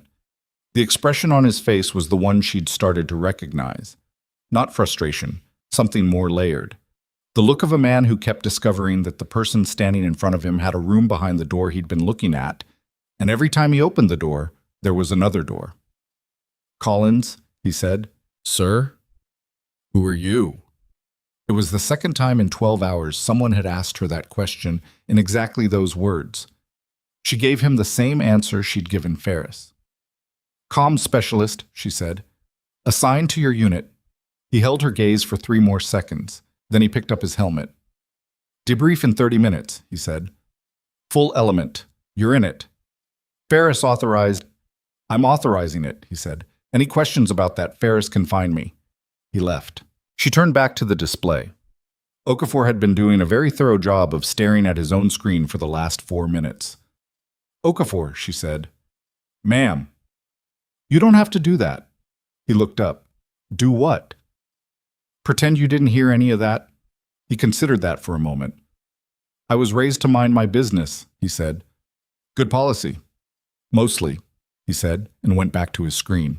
The debrief happened in the main briefing room at 11:15. 14 people around a table that was slightly too small for 14 people. Grant at the head, Reese to his left, the patrol's team leaders spread along both sides, Mara at the far end with her notebook open and her pen uncapped because Grant had told her to bring both. Kilo 4's patrol leader, a staff sergeant named Vasquez, was also present. His left forearm was bandaged from the fragmentation wound. Not serious, not deep, but new enough that the dressing still showed the faint red tracking of recent treatment. He sat across from Reese and said very little during the first half of the debrief. Ferris was not present. She'd noted that. The first 40 minutes were standard debrief mechanics: movement timeline, contact report, decisions made and why, equipment performance, what worked and what didn't. Grant ran it efficiently. People spoke when it was their turn. There was the specific honesty of a post-event debrief where the stakes had been real enough that nobody had the energy to manage their ego, which was the best version of these things. Taggart's leg came up briefly. He'd managed the modified entry geometry without difficulty despite the calf issue. He mentioned this in the flat, factual tone of someone reporting a data point and then not giving it any additional attention, which was exactly the right tone for it. Then Grant turned to the grid discrepancy. He described it plainly. What they'd been given, what the ops center had flagged, the correction, the tertiary frequency, the CAS coordination. He described Mara's role in each element without editorializing it. He just said what she'd done. The room was quiet when he finished. Vasquez, who had been listening with the particular focus of a man hearing about the sequence that had kept 2 of his people from being casualties rather than wounded, looked down the table at her. You caught it in 3 seconds, he said. The discrepancy was significant, she said. 600 meters is not a rounding error. But you had to know what to compare it against. I'd been working Kilo 4's planned route during the operations center watch, she said. The comparison was available. He held her gaze. That's a diplomatic answer. It's an accurate one. He looked at her for another moment. My 2 people, he said. Renfrew and Diaz. I know. They're going home in one piece. She held his gaze. Yes. He nodded once. That was all. But the nod carried something specific, not gratitude, not quite, something with more weight than gratitude.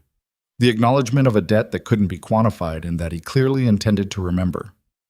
Grant moved the debrief forward. The grid discrepancy was the last item, and it generated the longest discussion of anything on the agenda. 3 team leaders wanted to know who had issued the incorrect grid. Grant's answer was honest. Under investigation, no conclusion yet, the information had been escalated to brigade. Reese said, "What does escalated to brigade mean in practice?" "It means someone at brigade is looking at it," Grant said. "How hard?" Grant looked at him. "Hard enough," he said. "I made sure of that this morning." That produced a silence with a specific texture. The texture of people who had been in the system long enough to know what escalated sometimes meant in practice, and what it sometimes didn't, and who were deciding how much of that to say out loud. Nobody said it out loud. After the debrief, people moved in different directions. Reese caught up with her in the corridor outside the briefing room. "Ferris?" he said. "What about him?" "He wasn't in the debrief." "No." "That's unusual for oversight personnel." "Yes." Reese walked alongside her toward the equipment staging area. "He talked to you again," Reese said. Not a question. "After Kilo 4. "And?" "I'm on the next tasking," she said. Reese stopped walking. She went 2 more steps before she registered it and turned. He was standing in the corridor with an expression she hadn't seen on him before. It took her a moment to identify it because it was not an expression she associated with Reese, who mostly occupied the zone between professional composure and dry acknowledgement. He looked relieved, not dramatically, not in a way he would have appreciated her noting, just the specific, quiet relief of a man who had been carrying a concern and had just put it down. "Good," he said. She held his gaze for a moment. "You were worried," she said. "I was calculating odds," he said. "Same thing." He started walking again. She fell back into step. "The next tasking is Bravo 6 again?" she said. 48 hours. New sector, different approach axis. The corridor we were originally supposed to support before Kilo 4 came up." He paused. "Complicated terrain." "How complicated?" "The kind that needs better eyes than I have," he said. He said it simply, without the weight of admission that might have accompanied it from someone with more ego invested in the statement. "I'll look at the imagery tonight," she said. "I know you will." They reached the staging area. The equipment from both patrols was being logged and processed, the specific organized disorder of post-mission maintenance beginning its cycle. Taggart was sitting on a crate, boot off, working at his calf with the focused attention of someone dealing with a problem that had been deferred for as long as it could be deferred. He looked up when he saw her. "Doc says it's fine," he said preemptively. "I know it's fine," she said. "I told you it was fine. You also told me to walk it and not rest it." "Did you?" "Mostly." He pulled his boot back on. "Some." She sat down across from him on an upended equipment case. She hadn't intended to sit. She'd been moving toward the signals section to begin the equipment cycling, but something in the way he was sitting, the combination of physical discomfort and the specific processing face that came after a patrol where things had been real, made her stop. "Nasser corridor," she said. "How was it?" He looked at her. "We used your entry geometry," he said, "the modified approach angle." "I know." "Third position on the left, we had a guy stop and listen at the reference point you marked." He paused. "Kowalski.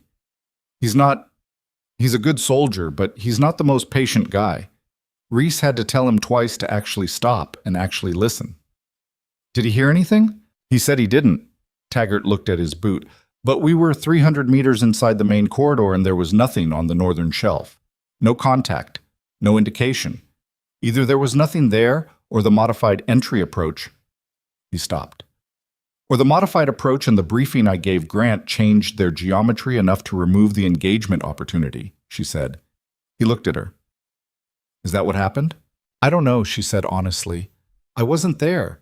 I can tell you the shelf complex was the optimal position for an elevated threat, and your entry geometry put you outside the initial coverage arc. What anyone actually did with that, I can't tell you." He absorbed that. "So we might have walked into another one," he said, "and we didn't, and we don't know which of those 2 things is actually true."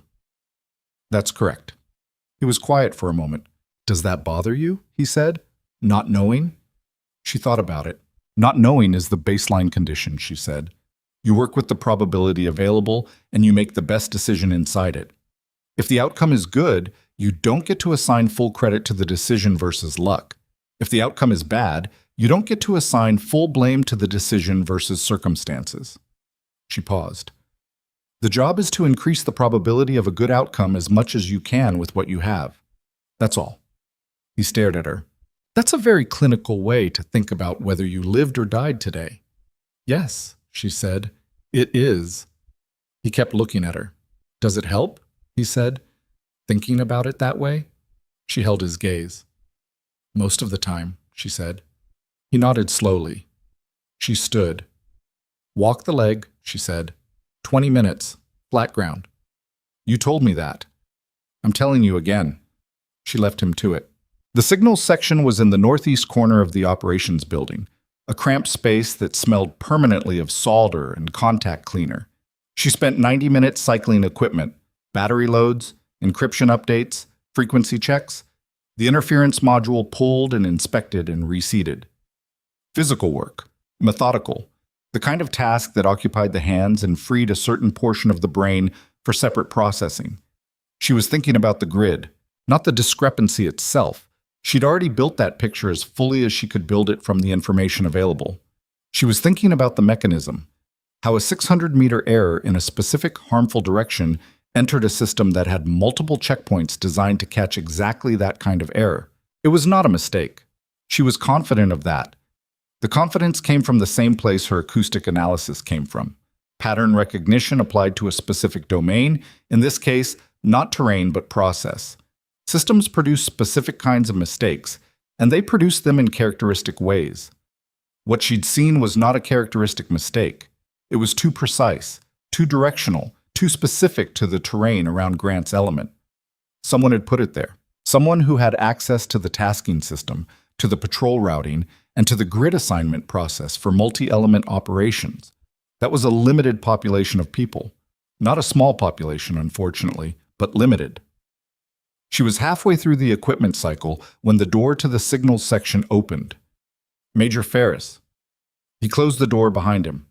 She set down the battery housing she'd been checking. He looked at the equipment spread across the work surface. He looked at her. Can I sit down? He said. She blinked. She hadn't expected the question.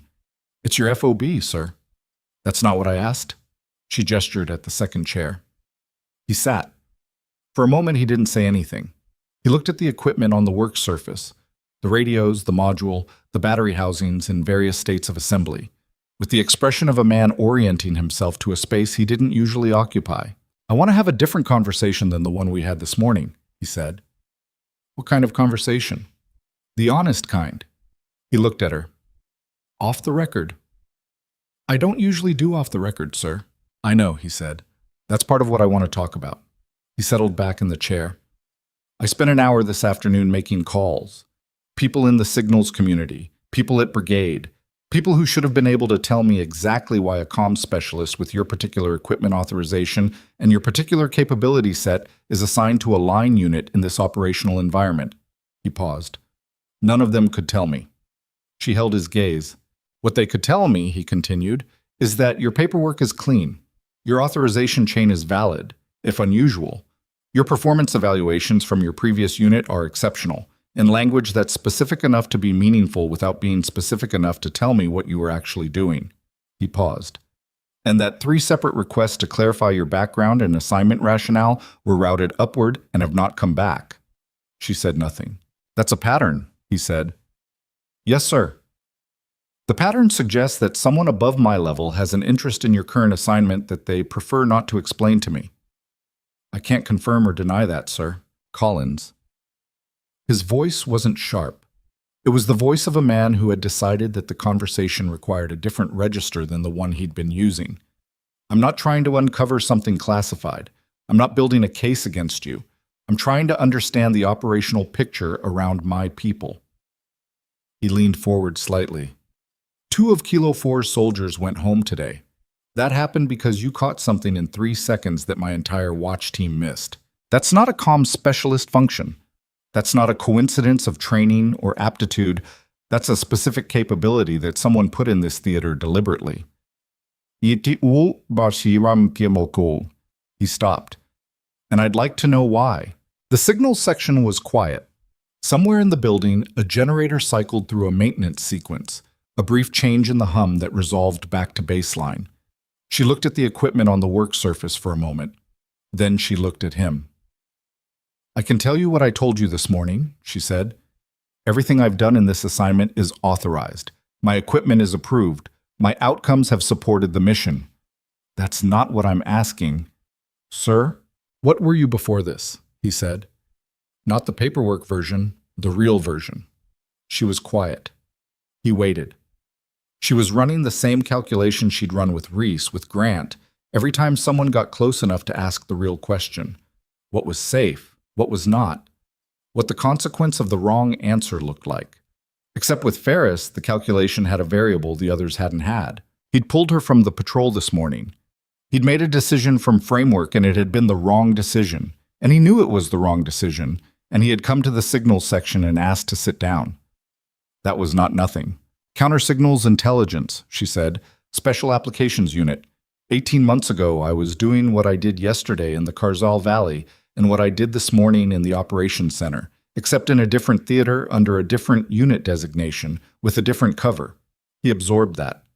And the lateral move to comms specialist was not lateral, she said. It was a cover assignment. Someone decided this unit and this operational environment needed a specific capability, and the cleanest way to embed it was through a role that doesn't generate significant command attention. Because a comms specialist doesn't get asked too many questions. Usually, she said. He held her gaze. Who made that decision?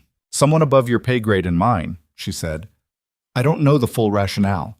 I know the assignment parameters, and I know my authorization scope, and I operate inside both. And your actual tasking, beyond comms support. Pattern recognition in complex terrain environments. Counter-coordination support for patrol elements. Signal interference capability in specific tactical applications. She paused. And whatever else the mission requires within my authorization scope, which is broader than your MOS suggests. Significantly. He sat back. He was quiet for long enough that she started to read it as a decision in progress rather than a response delay. Something was being assembled and he was waiting for it to be fully assembled before he spoke. The grid this morning, he said finally. Yes, sir. If someone put that in the system deliberately, someone with specific access, she said. How specific? Tasking system, patrol routing assignment, multi-element grid coordination. She said it carefully. That's 3 separate checkpoints. Whoever put it there knew all 3. That's a brigade-level access question. Yes. He was quiet again. Is that part of your assignment? He said. Looking for that kind of thing? She met his gaze. I look at patterns, sir. In terrain, in signals, in information. When a pattern is wrong in a specific and harmful direction, I flag it. She paused. What gets done with the flag is above my level. You flagged the grid. In the moment it was actionable, yes. And now? She held his gaze. Now I've told you what I told you, she said. What you do with it is your call, sir. He looked at her for a long moment. The unauthorized capability employment this morning, he said. The thing I pulled you from the patrol for. Yes, sir. I'm going to write that up as a comms specialist performing expanded support functions during a multi-element crisis event. He said it flatly. Within scope, correctly executed, operationally necessary. Sir, I'm not asking your permission, he said, and I'm not doing it for you. I'm doing it because the record of what actually happened today needs to reflect what actually happened today, and I'm the one who has the authority to make sure it does. He stood. The paperwork about pulling you from the patrol doesn't need to disappear, she said. It happened. You made a decision from the information you had. He looked at her. It was the wrong decision. You corrected it. He held her gaze for a moment. You're not going to let me apologize for it, he said. I don't need an apology, sir. I need to be on the next tasking. He nodded slowly. He picked up the battery housing she'd set down when he'd come in and looked at it, not examining it with any technical purpose, just holding it the way people held things when they were finishing a thought. The grid investigation, he said. Brigade is going to want a formal report. Yes, sir. I'm going to recommend they include your pattern assessment in the formal report. That may generate questions about my background. Yes, he said. It may. He set the battery housing down. Are you prepared for that? She thought about it genuinely. I'm prepared to answer what I can answer, she said. The rest will have to come from whoever put me here. And if they don't confirm your background, then I'm a comms specialist who caught an anomalous grid entry during an operations center watch, she said. The outcome was good either way. He almost smiled. She caught the edge of it, the same edge she'd caught on Reese's face, the not-quite expression of a man who had decided he respected something and was being careful about how much of that he showed. You're very good at this, he said. At what? At making the situation around you produce the outcome you're aiming for, he said, without appearing to direct it. She held his gaze. I'm a comms specialist, sir. Right, he said. He left. She sat in the signals section for a moment after the door closed. Then she picked up the battery housing and finished the check. She was on the fourth piece of equipment when Reese appeared in the doorway. He looked at her. He looked at the chair Ferris had been sitting in.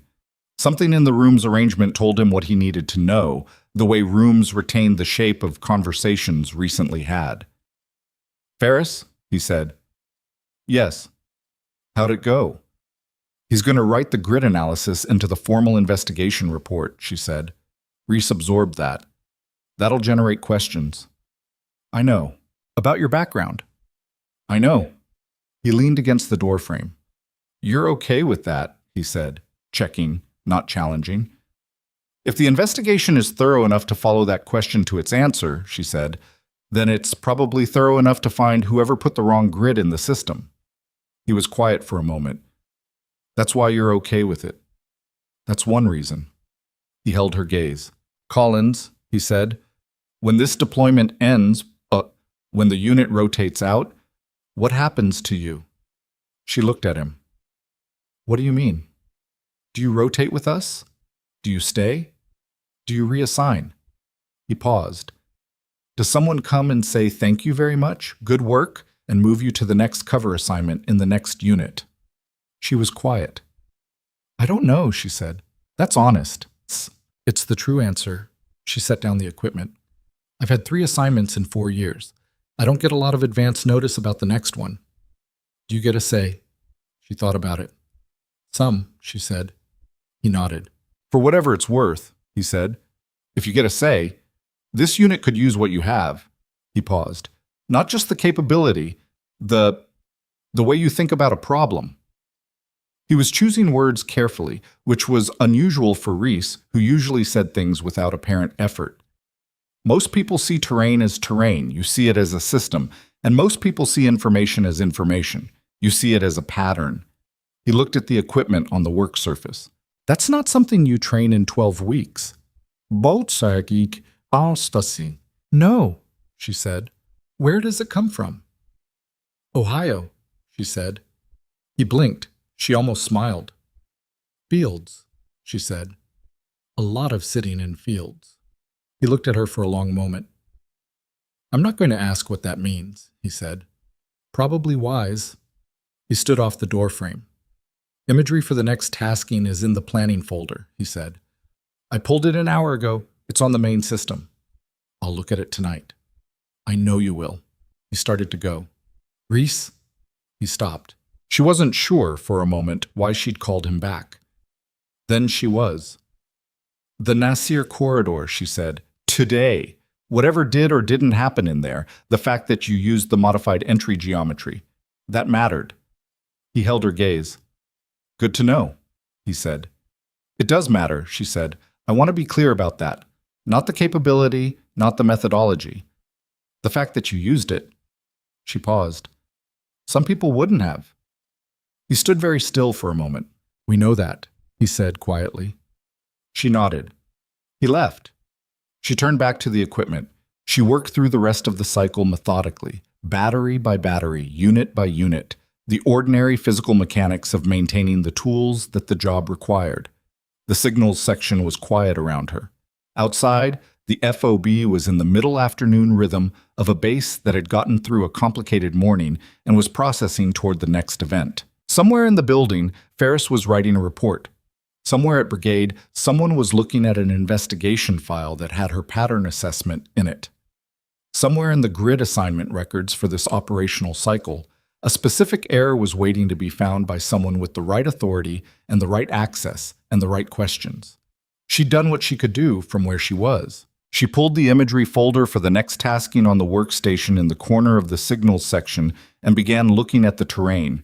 It was a different kind of corridor from the Karzal or the Nasir.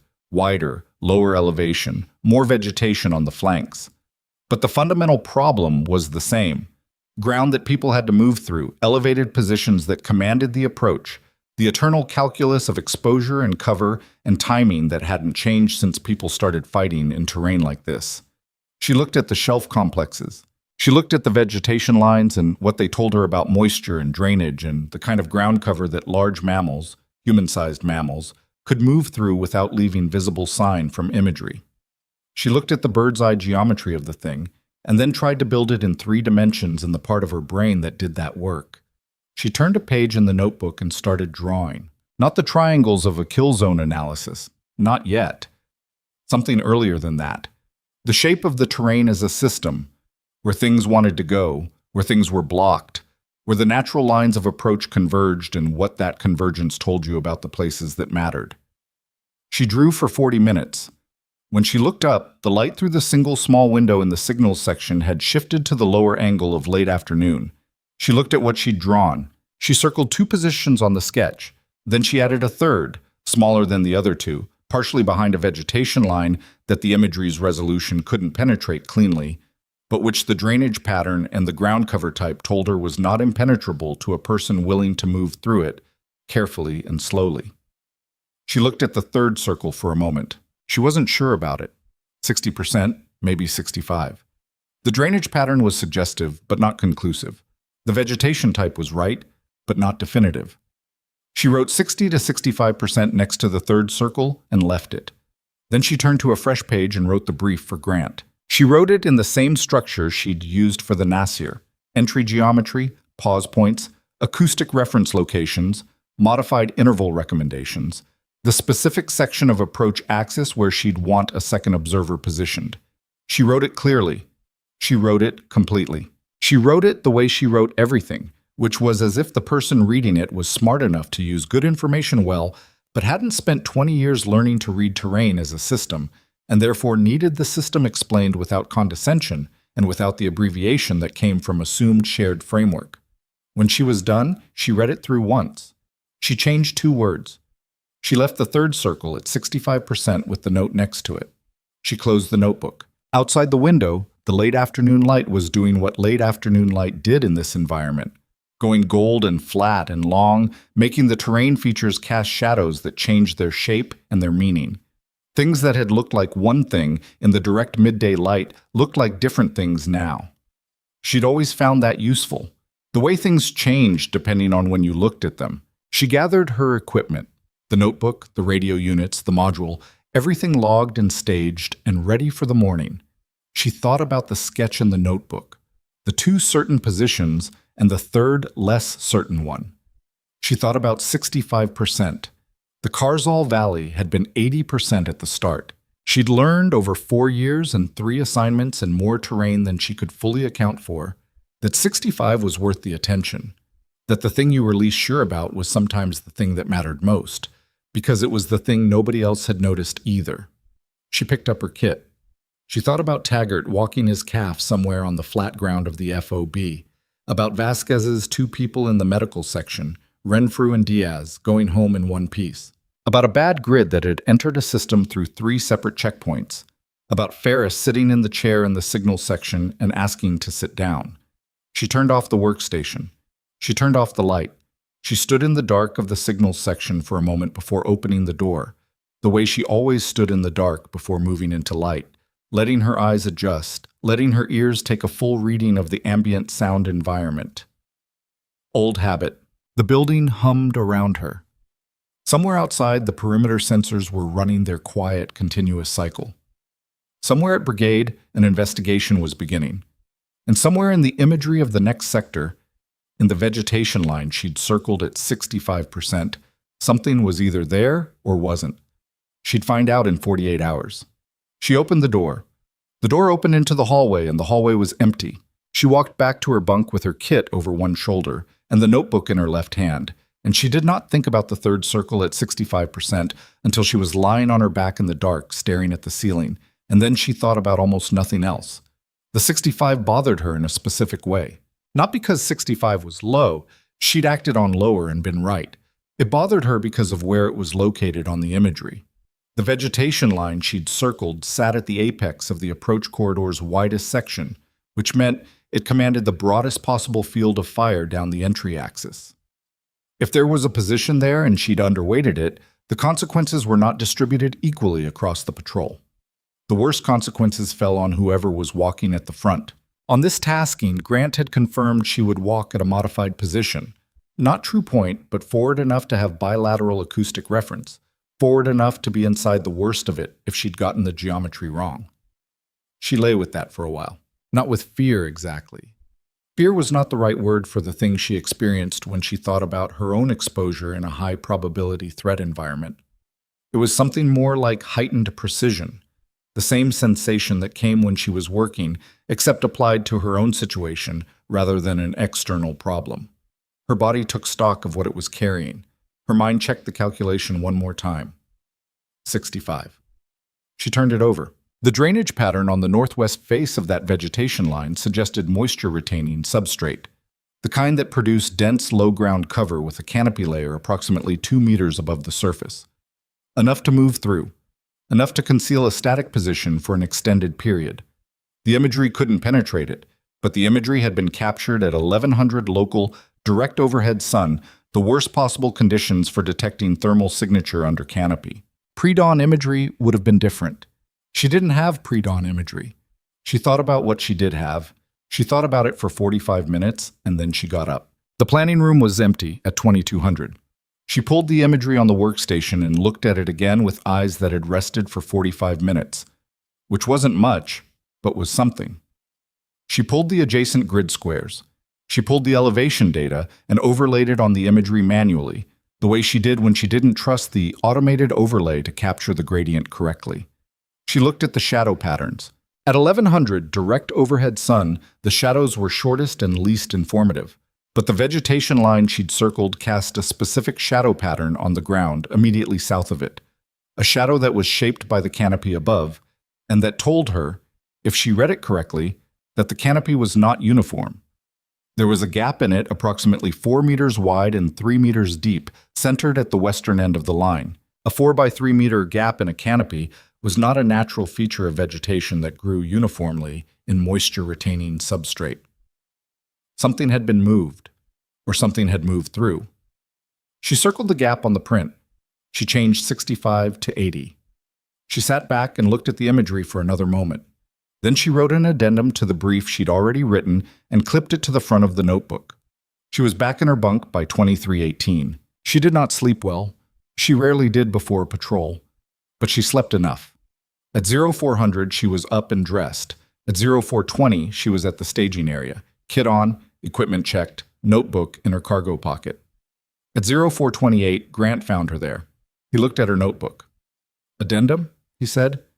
Third position. I moved it from 65 to 80. He took the notebook and read the addendum. He read it carefully, the way he'd learned to read everything she gave him. Not quickly, not looking for the summary, but going through it line by line because he'd learned that the lines mattered. He handed it back. Western end of the vegetation line, he said. Yes, sir? That changes our entry sweep.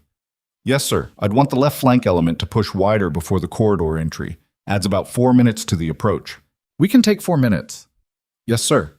He looked at her for a moment. You changed it at 2200, he said. He'd seen the timestamp on the addendum. Yes, sir. What changed at 2200? The shadow pattern, she said. I looked at it again. He held her gaze. The shadow pattern, he repeated. The canopy gap in this imagery, it suggested something had moved through or been moved within the last 48 hours. She paused. It's inference, not confirmation, but 80% is worth adjusting the entry sweep for. He was quiet. Yes, he said. It is. The patrol moved out at 0433. She walked at the modified forward position, third from the front, left side, which gave her bilateral acoustic reference and enough forward elevation to read the terrain ahead without being exposed to the apex of the approach corridor before the flanking element had completed its wider push. The night air was cold in the specific way that high-altitude desert air was cold before dawn. Dry and sharp. The kind of cold that made sounds carry differently than they did in the day. She used that. The cold air carried acoustic information more cleanly, and she let it come to her without filtering, building the environmental picture the way she always built it, by layers. Insects. Present and consistent on both flanks. Good. Ground finch population, not active yet, too early, pre-dawn. Would become active at first light. She filed that for later. Wind, negligible. 2 to 3 kilometers per hour from the northwest, which was the direction of the vegetation line. She noted it. The patrol moved. Reese was walking 5th position, right side. She was aware of his position without looking at it. The sound of his movement was specific. 4 years of a very particular footfall pattern that she'd cataloged without intending to. Taggart was walking 8th. His gait was slightly asymmetric, the calf still compensating, but functional. She'd checked it before departure and said nothing because there was nothing useful to say about it. Walsh had a new radio housing. He'd gotten it at 1800 yesterday, the replacement finally arriving from the maintenance depot, and he'd installed it himself in about 4 minutes and had been intermittently pressing his thumbnail against it ever since to confirm it was solid. It was solid. She'd checked it. The approach to the new sector corridor took 41 minutes. Mostly flat, some moderate gradient, nothing technically demanding. The kind of approach that lulled people, and she monitored for that. The specific relaxation of threat assessment that happened when the terrain was easy and the contact was still theoretical. She watched the patrol's energy and found it appropriately elevated. Grant and Reese had managed that well in the pre-mission brief. People knew what they were walking toward. They were ready. The left flank element broke off at the pre-designated point, pushing wider on her modified approach geometry. She watched them go. 4 soldiers moving into the darker ground to the left, working toward a position that would put them outside the apex coverage arc of the vegetation line before the main element committed to the corridor entry. She stopped at the first acoustic reference point. She stood still. She listened. Birds. The ground finch population, just beginning to stir as the sky started its slow pre-dawn gray shift. She counted the sound locations. She built the map. Everything in the right place. Except the western end of the vegetation line. Not silent. Silence she could read. What she was hearing from the western end of the vegetation line was something more subtle than silence. The birds were present and calling, but the calling pattern had a slight compression to it, a mild edge of disturbance that was not the disturbance of a predator actively moving, but the disturbance of something that had moved recently and the ecosystem was still settling from. Something had been there. Something might still be there. She keyed her radio. Bravo 6 comms. First acoustic reference complete. Western vegetation line. Disturbance pattern consistent with recent movement. Estimated 1 to 2 personnel. Static now. Over. Grant's voice came back immediately. Copy comms. Left flank element is at the wide position. They have eyes on the western end of the line. A pause. They're calling it unclear from their angle. Over. It's going to be unclear from any external angle, she said. The canopy gap is approximately 4 meters wide. It reads clean from outside. Over. What do you need? Over. She thought about it for exactly 2 seconds. I need to close 20 meters on the line itself, she said. From the south face. There's dead ground at the base of the vegetation. I can get inside the engagement arc if I approach from directly below. Over. A longer pause. You're describing walking toward a position you think is occupied, Grant said. I'm describing getting close enough to confirm occupation before the element commits to the entry. If I'm wrong, we lose 5 minutes. If I'm right... She stopped. If I'm right, we know where it is, and the left flank element has a solution from the wide position. Over. That's not a comms specialist function, Collins. No, sir, she said. It's not. Silence. Reese goes with you, Grant said. Reese goes with me, slows the approach, and doubles the acoustic signature. Over. Reese goes with you, or nobody goes, Grant said. Non-negotiable. Over. She looked at the vegetation line. She looked at the dead ground at its base. "Copy," she said. "Reese with me. Over." Reese was beside her in 40 seconds. He'd been close enough that the radio exchange had been sufficient, no additional coordination required. He looked at her. He looked at the vegetation line. 20 meters, she said quietly, from the south face. "Yes. You're sure about the dead ground?" 80%. He made a sound that was almost a laugh. "That's what you said about the Karzal." "And I was right about the Karzal. You were also 400 meters past where the conversation should have happened." "I know," she said. "This one's different. We're not inside it yet." He looked at the line one more time. "Okay," he said. "You lead. I'm behind you and left. I'll manage the left flank element's coordination from the radio." "Move smooth," she said, not fast. "You've told me that before." "I know." They moved. 20 meters was not a long distance. In open ground, in daylight, against a static target, 20 meters was nothing. At pre-dawn, in partial darkness, toward a position she was 80% confident was occupied, 20 meters was the specific measured distance between knowing and not knowing. She moved smooth. Her footfall was minimal, not silent. Silence was a myth in terrain like this, but minimal, distributed, nothing that produced a single sharp sound that would register as human. She'd learned this a long time ago, before the military, before the formal training and movement techniques that had put language and structure around things she'd been doing since she was a teenager moving through Ohio wetlands with recording equipment and learning not to disturb what she was trying to hear. 15 meters. The vegetation line was close enough now that she could see the texture of the canopy. The gap she'd identified from imagery was there. She could see the change in the canopy density, the darker section where the cover was thinner. 10 meters. She stopped. She held up a fist. Behind her, Reese stopped. She listened. At 10 meters from the base of the vegetation line, with the pre-dawn air carrying sound cleanly and the wind from the northwest pushing gently toward her, she could hear what the imagery and the distant acoustic reference could not have given her. Breathing. Controlled, slow. The specific rhythm of a person who had been trained to manage their breath in a static position and who was doing it correctly but could not make it entirely silent at 10 meters in still air. One breath source. She listened harder. A second. Slightly different rhythm, offset by about 2 beats from the first. 2 personnel. Static. Inside the canopy gap. She held up 2 fingers without turning. She felt Reese register it. She keyed her radio at the lowest possible volume. Bravo 6. 2 confirmed. Canopy gap, western end. Static. They're in the gap, not at its edges. Left flank element should have a depression angle from the wide position.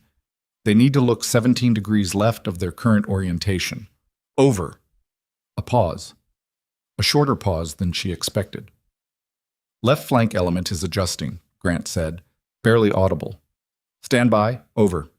She stood at 10 meters and did not move and did not make a sound. Behind her, Reese was a very still presence, managing the radio coordination in a whisper so low it was essentially breath. 30 seconds. 40. The 2 sets of breathing in the canopy gap continued their offset rhythm. Then the left flank element's voice on the net, taut and quiet. Bravo 6, left flank. We have eyes on 2. Confirmed positions. We have solutions. Over. Copy left flank. Hold for my mark. Grant's voice. Then to her, comms. Can you clear the dead ground? Over. She looked at the 10 meters between her and the base of the vegetation line. She took 4 careful steps backward, then 4 more. She moved backward the way she'd moved forward, smooth, minimal, nothing that announced itself. When she was at 25 meters, she stopped. She keyed the radio. Clear. Over. Left flank, Bravo 6. Execute. Out. 2 shots. The pre-dawn air absorbed them differently than the valley had. Less echo, the terrain more open, the sound hitting once and dispersing. There was a brief, specific disturbance in the canopy gap, and then nothing. The breathing stopped. She stood at 25 meters and listened to the silence. It was the right kind of silence this time. The kind that came after something resolved rather than before something began. Bravo 6, left flank, 2 down, confirmed neutralized, over. Copy left flank, good work. All elements, Bravo 6. Entry sweep proceeds, modified approach. Left flank elements, hold the wide position until we pass the apex. Everyone else, move on my signal. A pause. Comms, reintegrate at third position. Copy, she said. She walked back to the column. Reese fell in beside her. He didn't say anything for about 90 seconds. Then, breathing. Yes. You heard them breathing. At 10 meters, in still air, with two people who have been static long enough to settle their movement noise. She paused. It's not remarkable. Collins. She looked at him. It's remarkable, he said. She held his gaze. Okay, she said. The patrol entered the corridor without incident. The rest of the movement was clean, not easy. The terrain was demanding in the specific way that broken rock ground with poor footing was always demanding, but tactically clean. Two positions they'd identified in the planning had no occupants. One position she flagged at a pause point turned out to be an old fighting position, abandoned, probably months prior. She called it correctly as cold within 30 seconds of the acoustic reference. They reached the objective and completed the task and began the movement back. She walked the whole route without thinking about anything except the terrain. That was the other thing about this work that she'd never found a good way to explain. When she was doing it, actually in it, moving through ground with people who needed the picture she could build, she didn't think about what she was or what she should be called or what the paperwork said or what Ferris had written in the investigation report. There was just the terrain and the sound and the moving through it and the specific satisfaction of the picture being accurate. Everything else was afterward. The aftermath arrived at the gate. She'd expected it to arrive later. A message from higher, a formal request, the usual machinery of institutional response to something that had attracted attention. She had not expected it to be waiting at the gate in the form of a vehicle and two people she'd never seen before, both in civilian clothing, both with the specific posture of people who wore uniforms most of the time and were in civilian clothes for a specific reason. The taller one had a federal identification she didn't show the gate guard.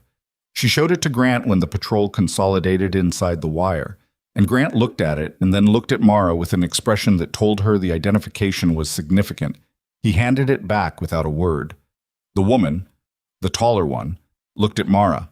Collins, she said. Not a question. Yes. I'm Agent Duval. This is Agent Kress. She didn't elaborate on the agency. She didn't need to. We need about an hour of your time. Mara looked at Grant. He looked at her. Do you need me present? He said. I don't think so, she said, but thank you. He held her gaze for a moment. I'll be in the operations center, he said. She nodded. She went with Duval and Kress to the small conference room off the main corridor, the same room where she'd watched Ferris talk himself into the wrong decision and then talk himself back out of it. The table was the same. The chairs were the same. The coffee smell was the same. Duval sat across from her. Kress stayed near the door. He had the look of someone whose job was to be present rather than to participate. Duval opened a folder. The grid investigation, she said. Yes. Your pattern assessment was included in the formal report. I'm aware. It was accurate. Duval looked at the folder. We identified the source of the incorrect grid entry within 36 hours of the report reaching us. There was one person with access to all three checkpoint systems through which the error was introduced. She paused. That person is no longer in their position. Mara held her gaze. What does that mean in practice? It means they were removed and the matter is in the hands of the appropriate authority. Duval said it precisely, the language of someone who had been trained to give complete information in controlled amounts. It also means we have a thread that connects the grid incident to two previous events in this operational area that had been classified as equipment failure or navigation error. They weren't. No, Duval said. They weren't. A silence. How many people? Mara said. Duval looked at her. The two previous events. How many casualties? 4 over 3 incidents, Duval said, including the 2 in Kilo 4 that were non-fatal. Mara absorbed that. The non-fatal ones were non-fatal because I caught the grid, she said. Yes. The 2 fatal ones were before your current assignment, Duval said. There's no way to establish whether an earlier deployment of your specific capability would have... I'm not asking for an accounting, Mara said. I'm asking for the complete picture. Duvall looked at her for a moment. 4 casualties total, she said. 2 fatal, 2 non-fatal. 1 additional incident where the error was apparently introduced but didn't produce casualties because the patrol in question deviated from their planned route due to unrelated mechanical issues. Lucky, Mara said. Very. Another silence. Why are you here? Mara said. This could have been a written debrief. Duvall closed the folder. We want to know what you want, she said. Mara stared at her. What I want. Your current assignment was designed to be temporary. 18 months, cover position, specific operational objectives. Duvall looked at her steadily. You've been here 4 months. The operational objectives have been met. Significantly exceeded, actually. The grid investigation closes a thread that's been open for 11 months. She paused. We're in a position to reassign you. There are 3 options on the table. Mara said nothing. First option, you rotate out with Bravo 6 at the end of the current operational cycle. Standard reassignment, new cover assignment, new unit, different theater. Duvall said it plainly. Second option, you return to active status under your previous unit designation. Full restoration. No cover. The work you've been doing here, but in the open, with the authority that work actually requires. Mara held very still. And the third, she said. You stay, Duvall said. Same cover, same unit, same role. We've had a request from Major Ferris at brigade level asking that you remain assigned to this operational area for the duration of the current cycle. He's made a specific case for your value in this environment. She paused. The request is unusual, and it's above his normal authority to make, but the people who received it found it persuasive. Mara was quiet for a long moment. She looked at the table. She thought about the Karzal Valley and the shaped silence that had told her 3 things before she'd seen anything. She thought about the operations center and a grid that was wrong in a specific harmful direction and the 3 seconds it had taken her to see it. She thought about 10 meters of pre-dawn air carrying 2 sets of breathing she'd had to get close enough to hear. She thought about Reese saying it's remarkable and herself saying okay. She thought about 4 casualties across 3 incidents. 2 of them fatal. The 2 fatal ones before she'd gotten here.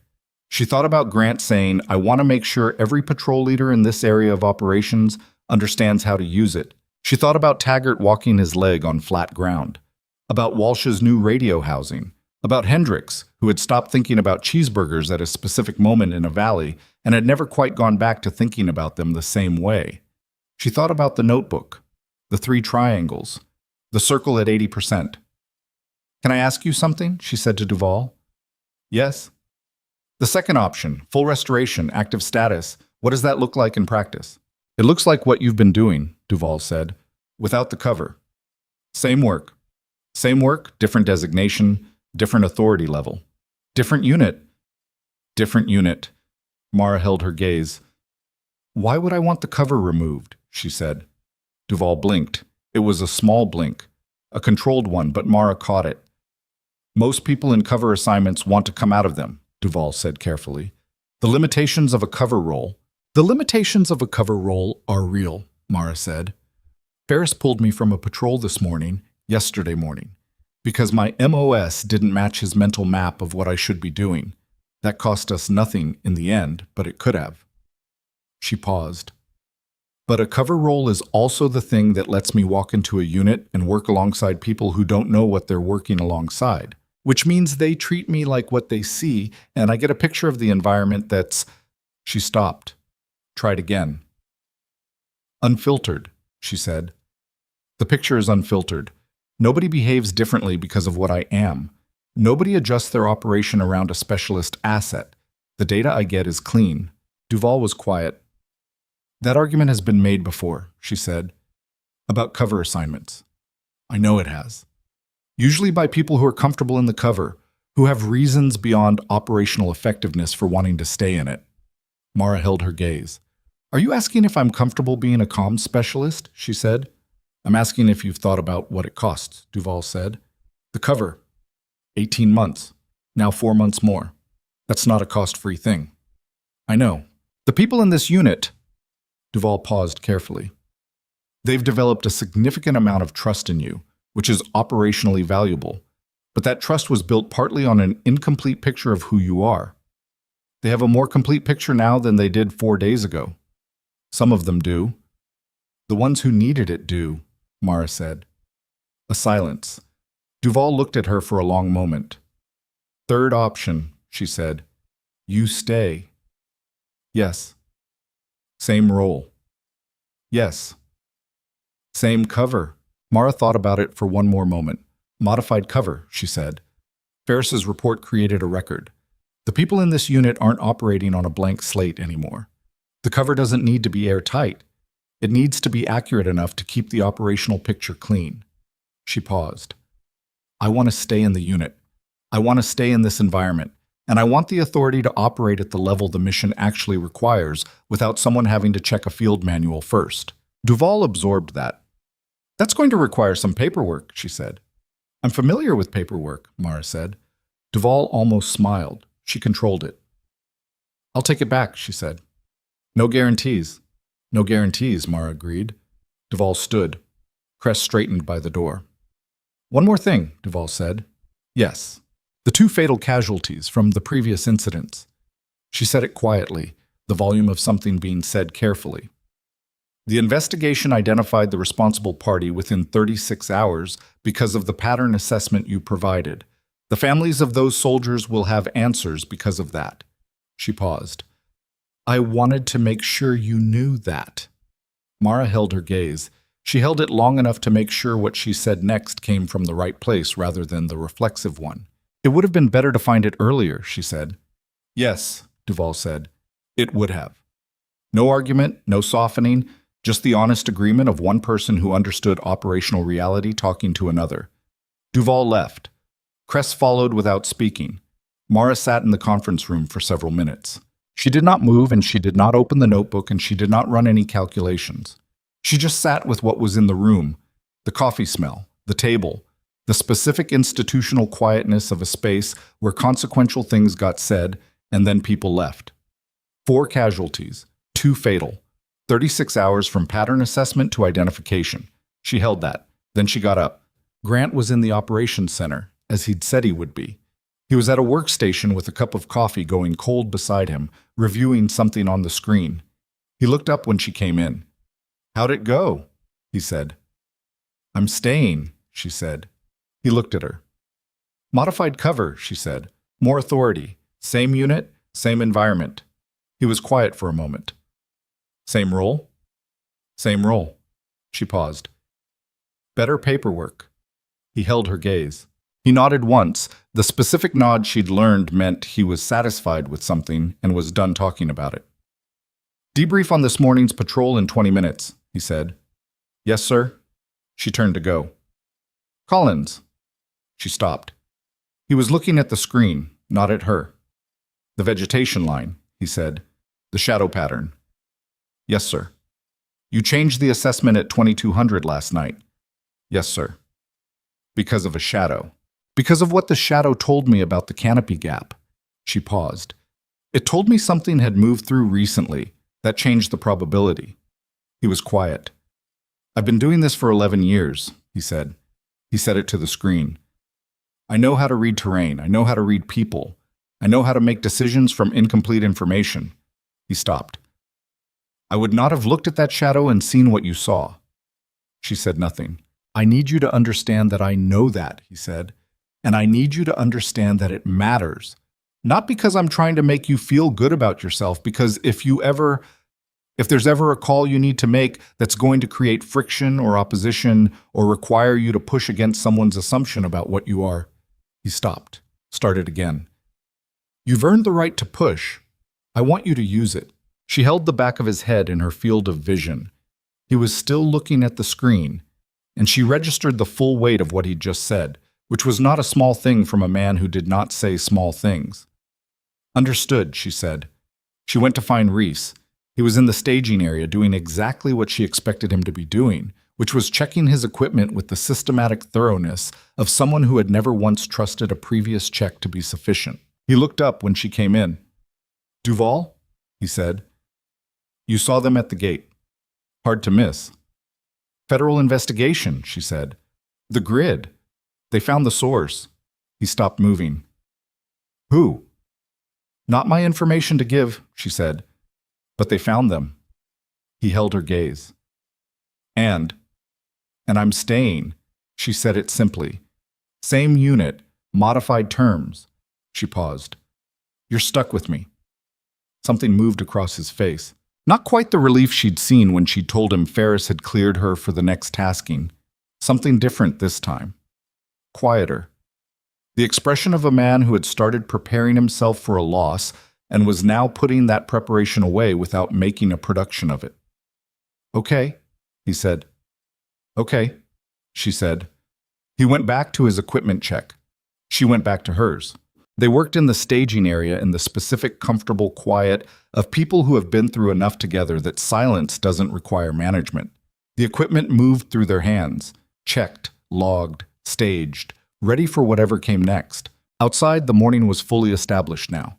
The flat direct light of midday was still an hour away, and the lower sun angle was producing the long shadows that she'd learned to read like a second language.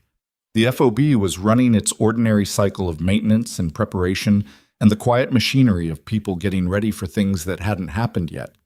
Taggart appeared in the staging area with his boot off again. Reese looked at him. Doc, Taggart said immediately. I saw the doc. He said the same thing she said. He tilted his head at Mara. Walk it. Don't rest it. Then why is your boot off? Reese said. Because I'm taking a 60-second break, Taggart said, after which I will put my boot back on and walk it. He sat down. He looked at Mara. You staying? He said. Word travels, she said. This is a small FOB. She looked at him. I'm staying, she said. He nodded. He put his boot back on. He stood. He walked. She watched him go, and then she went back to her equipment, and around her the staging area did what staging areas did, which was fill with the ordinary human business of people preparing for uncertain things with the tools they had and the knowledge they'd built and the specific, imperfect, unreplaceable judgment that came from paying close enough attention for long enough. She thought about her mother in the Ohio fields. Don't listen for what's there. Listen for what isn't. She thought about the Karzal Valley and 25 people breathing out at once. She thought about a grid that was wrong in a specific direction and 3 seconds on a display. She thought about 10 meters of pre-dawn air and 2 sets of breathing she'd had to get close enough to hear. She thought about the notebook, the triangles, the circles, the numbers next to them that were never 100 and never 0, just the honest accounting of what she knew against what she didn't. She thought about 80% and what happened when you acted on it anyway. She opened her notebook. She turned to the page with the third circle. She looked at the number she'd written beside it. 80. She looked at it for a moment. Then she turned to a fresh page. She wrote one line. The work is the same. The standing is different now. She capped the pen. She closed the notebook. She put it in her cargo pocket, where it had always been, and she went back to the work. And the work was exactly what it had always been. The careful, imperfect, essential business of listening to the spaces where danger hid before it was ready to speak. She was good at it. She had always been good at it. Now the record said so too. The most dangerous thing in any room is rarely the loudest voice or the highest rank. Sometimes it's the quiet person in the corner who's been listening since the beginning, counting what's missing, reading what's wrong, and waiting for the moment when what they know will matter most. If you have that gift, don't let anyone file it under the wrong category. The world needs people who hear danger before it speaks.